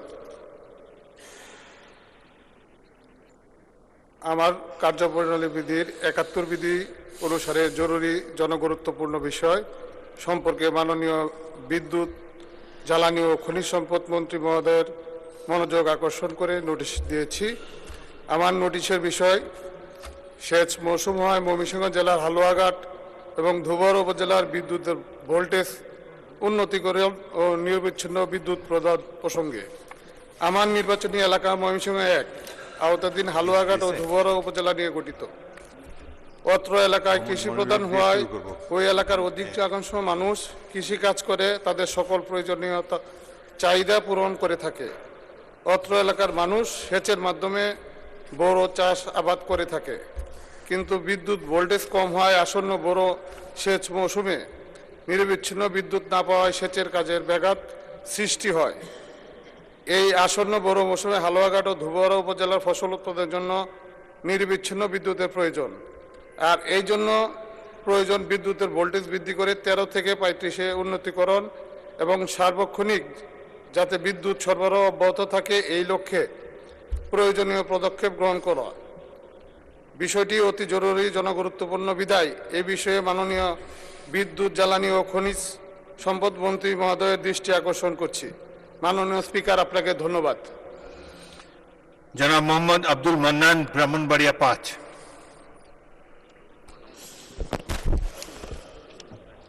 মাননীয় স্পিকার, আপনাকে ধন্যবাদ। আমি আমার নির্বাচনী এলাকা ব্রাহ্মণবাড়িয়া 5 জনসাধারণকে ধন্যবাদ জানাই, তারা যেন আমাকে ভোট দিয়ে আজকে এই মহান সংসদে প্রতিনিধিত্ব করার জন্য আমাকে পাঠিয়েছে। পাশাপাশি আমি কৃতজ্ঞ জানাই আমার প্রিয় নেতা বাংলাদেশ গণপ্রজাতন্ত্রী বাংলাদেশের প্রধানমন্ত্রী জনাব তারেক রহমানকে। উনি আমাকে সুযোগ দিয়েছেন ইলেকশন করার জন্য। আমি আজকে যে জনগুরুত্বপূর্ণ নোটিশটি দিয়েছি 71 বিধিতে, সেটি হচ্ছে মাননীয় আমাদের পানি সম্পদ মন্ত্রী বরাবরে আমার এলাকা ব্রাহ্মণবাড়িয়া 5 নবীনগর একটি বৃহৎ এলাকা, বৃহৎ উপজেলা, 21টি ইউনিয়ন, একটি পৌরসভা, 4টি ইউনিয়ন আমাদের নদী মেঘনা নদীর ভাঙ্গনের কবলে। অবৈধভাবে বালু উত্তোলনের কারণে এই প্রতি বছরই মেঘনা নদীর ভাঙ্গন সৃষ্টি হয়ে আমাদের 4টি ইউনিয়নের যেমন বীরগাঁও, নবীনগর পশ্চিম, শ্যামগ্রাম, বরিকান্দি ইউনিয়নের অসংখ্য গ্রাম বিলীন হয়ে যাচ্ছে। আমি মাননীয় মন্ত্রী বরাবরে আবেদন জানাতে চাই যে আমাদের নবীনগরের এই 4টি ইউনিয়নের মানুষের জন্যে তিনি এই অবৈধ বালু উত্তোলন বন্ধ করবেন কিনা এবং আমাদের একটি বেড়িবাঁধের ব্যবস্থা করে দিবেন, সেই আশাবাদ ব্যক্ত করে আমার বক্তব্য শেষ করছি। আসসালামু আলাইকুম। ধন্যবাদ মাননীয় সদস্য।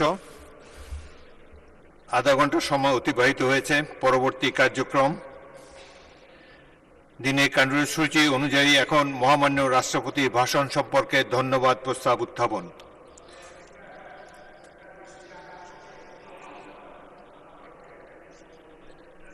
মাননীয় স্পিকার, আমি এটা শেষ করি তারপর। এটা কি আপনি কি পয়েন্ট অফ অর্ডারে দাঁড়িয়েছেন? আচ্ছা, বলেন। মাননীয় স্পিকার, আপনাকে ধন্যবাদ।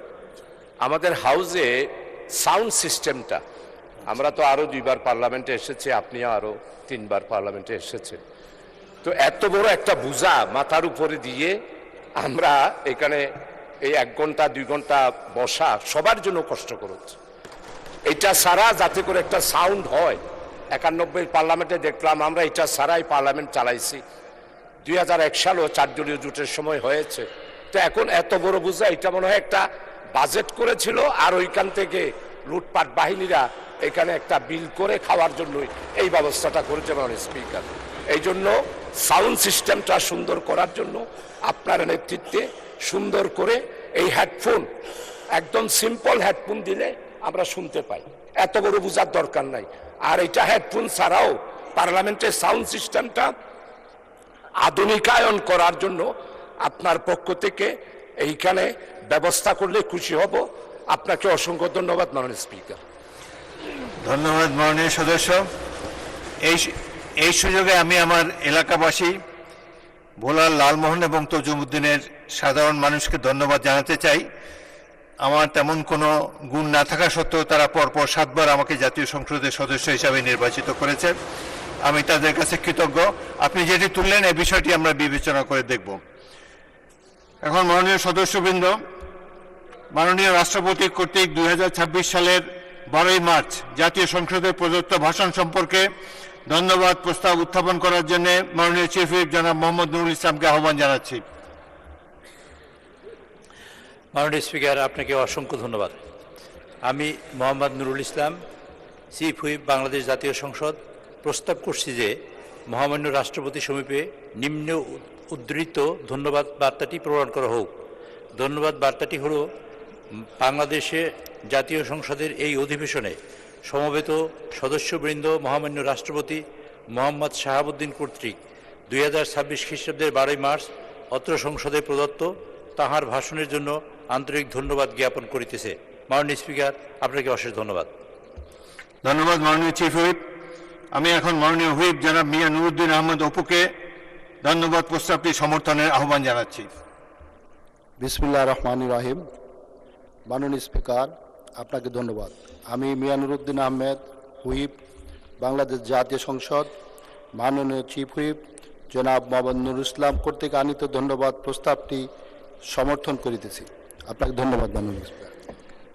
ধন্যবাদ মাননীয় হুইপ। মহামান্য রাষ্ট্রপতি ভাষণ সম্পর্কে ধন্যবাদ প্রস্তাবটি সংসদে উপস্থাপিত হলো। বিরতি দিয়ে দেয় নাকি? বিরতি দিয়ে দেবো? 5 মিনিটে তো বক্তব্য দিতে পারবেন আপনি। আচ্ছা,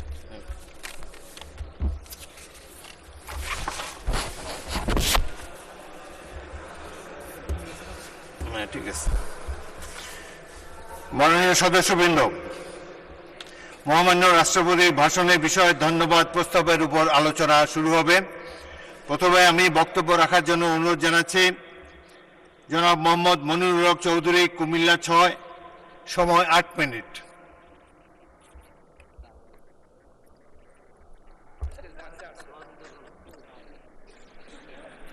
আউযু বিল্লাহি মিনাশ শাইতানির রাজিম। বিসমিল্লাহির রহমানির রহিম।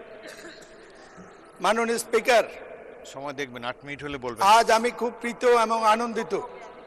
আচ্ছা, আপনি এই মহান সংসদের স্পিকার নির্বাচিত হয়েছেন সার্বজনীনভাবে। সেই জন্য সকল কৃতিত্ব আল্লাহ পাককে দিয়ে আমাদের সংসদ নেতা জনাব তারেক রহমান এবং সম্মানিত সকল সংসদ সদস্যকে ধন্যবাদ জানাই।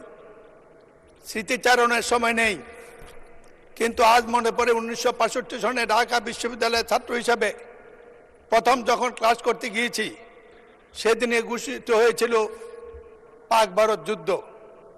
1965 সনের সেই পাক ভারত যুদ্ধের ইতিহাস হলো, তার আগে তৎকালীন স্বৈরশাসক আইয়ুব খান একটি নির্বাচন করেছিল। সেটা ছিল জালিয়াতি নির্বাচন। সকল বিরোধী দল এবং তখনকার গঠিত Democratic action committee of Pakistan, যার পূর্ব পাকিস্তানের আহ্বায়ক ছিলেন জামাতের স্বপ্নদ্রষ্টা জামাত নেতা অধ্যাপক গোলাম আজম। মাননীয় স্পিকার, সেই যুদ্ধ ঘোষিত হওয়ার পরে বিশ্ববিদ্যালয় বন্ধ হওয়ার আগে ঢাকা মাঠে খেলা দেখতে গিয়েছিলাম। আপনি তখন ওয়ান্ডার্স ক্লাবের খেলোয়াড়। আপনার ফুটবল খেলা দেখে প্রথমবারের মতো আমি সেদিনে আপনার প্রেমে পড়ে গিয়েছিলাম।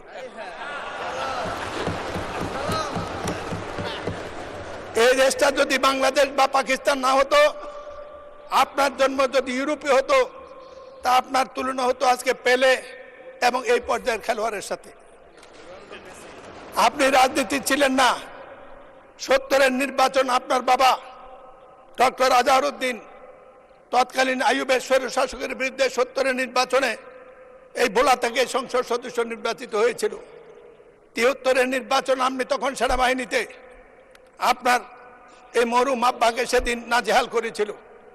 তখনই রাজনীতিতে আপনার আকাঙ্ক্ষা ঘু করে মানুষের এই সংসদে জাতি জানে না যে কজন বীর বাঙালি মুক্তিযুদ্ধের শুরুতে শহীদ জিয়ার আহ্বানের পরে আপনারা ক্যান্টনমেন্ট ভঙ্গ করে প্রতিপক্ষ পাকিস্তানি কমান্ডারকে নিহত আহত করে সোলজার নিয়ে সরাসরি মুক্তিযুদ্ধে অংশগ্রহণ করেছেন। শোনেন, এর পরবর্তী পর্যায়ে রাজনীতিতে আসার জন্য প্রথম দিন জন্য আপনি আকাঙ্ক্ষা ব্যক্ত করেন। পূর্ণ স্মৃতির কারণে ও মহামেডান ক্লাবের কর্মকর্তা হিসাবে আপনাকে নিয়ে প্রথম রাজনৈতিক নেতাদের কাছে যাওয়ার পরে আমাকে সেদিন অভিনন্দন জানিয়েছিল, এই রত্ন তুমি কোথায় পেলে? আজ আমি প্রশ্ন করতে চাই জনাব তারেক রহমানকে, এই রত্ন তিনি কোথায় খেতে পেলেন? আপনাকে অভিনন্দন। আপনার নেতৃত্বে এই সংসদ দুর্ভাগায় জাতির সকল সমস্যার সমাধানে বিরাট ভূমিকা রাখবে। আরও বলতে পারতাম, কিন্তু আমি জানি এক সময় আপনি কঠোর মানুষ, আমার মাইকটা বন্ধ করে দেবেন, সময় আর নষ্ট করতে চাই না। আজকের আলোচনায় রাষ্ট্রপতির ভাষণ। মাননীয় স্পিকার, আমার ভয় হয় কোন ভাষায় কথা বলবো। এক সময় প্রশ্ন ছিল 71-এ 52 সালে কোন ভাষায় কথা বলবো কিনা। আজকে প্রশ্ন হয়েছে কথা এঠল বলবো কিনা। এই সংসদে দাঁড়িয়ে ভয় হয়। আগে যাদের বিরুদ্ধে দাঁড়িয়ে কথা বলতাম তাদেরকে চিনতাম, আর আজকে যাদের বিরোধী দল তাদেরকে এখনো আমি চিনি নাই। আমাদের নেতা তারেক রহমান বলেছিল কঠিন নির্বাচন, সেদিন অনেকে বুঝে নাই, আমি বুঝেছিলাম। পরে আমরা নির্বাচন করতে গিয়ে বুঝেছি কি কঠিন নির্বাচন পাশ করেছি। কিন্তু একটি সাহস ছিল মাননীয় স্পিকার, সেটা হলো আওয়ামী লীগের বিরুদ্ধে নির্বাচন তারা কি করবে জানতাম, কিন্তু সৎ লোকের শাসন, জামাত প্রতিপক্ষ হলে কি হয় এবার আমরা মাঠে হারে হারে টের পেয়েছি। টাকা তারা ব্যবহার করে না, নির্বাচনে কোনো পক্ষপাতিত্ব করে না। ইনশাল্লাহ জাতির ভবিষ্যৎ উজ্জ্বল। এই জন্য জগন্নাথ ডেপুটি নেতা ডক্টর তাহেরকে নির্বাচনে জিতার পরে অভিনন্দন জানিয়েছিলাম। বলেছিলাম ফ্যাসিস্টদের বিদায়ের পরে কেউ যদি সবচেয়ে আলহামদুলিল্লাহ বলা উচিত সেটা আপনারা। এই নির্বাচন সুষ্ঠুভাবে সংসদ বসার পরে এত সংখ্যক নিয়ে সংসদে আসার পরে যাদের আলহামদুলিল্লাহ বলা উচিত সেটা হলো জামাতে ইসলামী বাংলাদেশ। কিন্তু আজ প্রশ্ন উঠেছে আমাদের সম্পর্ক। আমরা কিছু মুক্তিযোদ্ধা যারা জীবিত আছি তাদেরকে আজকে সমাজে প্রশ্ন করতে হয়। মুক্তিযুদ্ধ 24-এর যোদ্ধা এক কাতারে হলো ফ্যাসিস্টদের আমলে বিচারের নামে অন্যায় যদি হয়ে থাকে তারা কি এক কথা? আমি এই প্রশ্নটা মহান সংসদে রেখেই এই সম্পর্কে শুধু জামাতকে একটি কথা বলবো। স্বাধীনতার পরে বা এনসিপির নেতা কাল কথা হয়েছিল, তাদেরকে বয়স কম হলেও শ্রদ্ধা করি, এই কারণে করি তারা সাহসী সন্তান, এই যুগের চাহিদা। একটি কথা মনে করবেন, শ্রদ্ধা নেতৃবৃন্দ, স্বাধীনতার পরে একটু মেধাবী শ্রেণী এসেছিল, তারা গঠন করেছিল জাসদ। এই বাড়াবাড়ি করতে গিয়ে দেশ গেছে, জাতি গেছে, তারাও গেছে। আমরা যেন সবকিছু হজম করার তৌফিক দেয়। আপনাদের উদ্দেশ্যে এই কথাটি রেখে 91 সংসদে আপনাদের সাথে কাজ করেছিলেন দেশনেত্রী বেগম খালেদা জিয়ার নেতৃত্বে। আপনারা যখন প্রশ্ন করেন মনে হয় এই দেশে 15 বছর 20 বছর বিএনপি ছিল না। দেশনেত্রী বেগম খালেদা জিয়া জাতি, দেশ, মানুষের বিরোধী দলের অনেক বিরোধ অপেক্ষা করে জামাতের সাথে একসাথে কাজ করার জন্য আমরা অনেকে না চাইলেও বাধ্য করেছিল। আপনাদের নেতা অধ্যাপক, আপনাদের নেতা মাওলানা গোলাম সাবান মরহুম, আমি বলতে চাই তিনি এই সংসদে একটি কথা বলেছিলেন, যার জন্য সিন্নি খাইলা মোল্লা চিনলা না। আপনারা 15-30 বছরে বেঁচে এই পর্যন্ত রাজনীতিকে নিয়ে এসেছেন, তার পিছনে দেশ নেত্রী বেগম খালেদা জিয়া তার অবদানটুকু একটু স্মরণও করেন না। মনে করেন বিএনপি আপনাদের প্রতিপক্ষ, যেমন জাসদ একসময় মনে করতে আওয়ামী লীগ একমাত্র প্রতিপক্ষ, তাতে ইতিহাস দেশ কোথায় গিয়েছে এটা বিবেচনা করার মতো বুদ্ধি বিদ্যা আপনাদের সবার আছে। আমি শুধু বলবো, কয়বার জাতি সমক দেবে, আল্লাহ জাতিকে কয়বার সময় দেবে, আল্লাহ দিয়েও দেখেন, নিয়েও দেখেন, কথাটা মনে রাখবেন। সময় লম্বা হলে আরো বলতাম, কোনোদিন বলবো। আমি মুক্তিযোদ্ধা, জামাতের সাথে আমার সম্পর্ক ভালো থাকার কথা নয়। ছাত্রলীগের সভাপতি হিসেবে 73 সনে দাঁড়িয়ে বলেছিলাম, জামাতকে যদি মুক্তিযুদ্ধের বিরুদ্ধে বক্তব্য দেয় তারা অন্যায় কিছু করে নাই, কিন্তু যুদ্ধ অপরাধ যারা করেছে তাদের বিচার করুন। শেষ করুন, মাননীয় সদস্য, আজান পড়ে গিয়েছেন। সেটু সঠিক বেঠিক সেটা কথা নয়। কথাটা হলো আজকের দিনে আপনাদের এই এটা জাতীয় ঐক্যের যে উদ্যোগ, সেই উদ্যোগের ফসল। আপনাদের এই সংসদকে আসাতে জাতীয় অভিনন্দন জানায়, আমরা অভিনন্দন জানাই। কিন্তু ধন্যবাদ মাননীয় সদস্য, ধন্যবাদ দিচ্ছি আপনাকে। আজান পড়ে গিয়েছে। আচ্ছা, আর 1 মিনিট বলেন, 1 মিনিট বলেন। বলেন না কত, আপনি বললে আমি বসে যাবো। 1 মিনিট কনক্লুড করে দেন। আমার বক্তৃতা এখনো শুরু করিনি, আমার বক্তৃতা এতক্ষণ শুরু করিনি। আমি আর কোনোদিন বলবো না, আমার সবটা সময় আজকে দেন। এখন নামাজের সময় হয়ে গেছে, আজান পড়েছে। আমি আমার সংসদ নেতার দৃষ্টি চাচ্ছি, আমি জানতাম না আজান আজান আজকে বক্তৃতা দেওয়ার জন্য আমি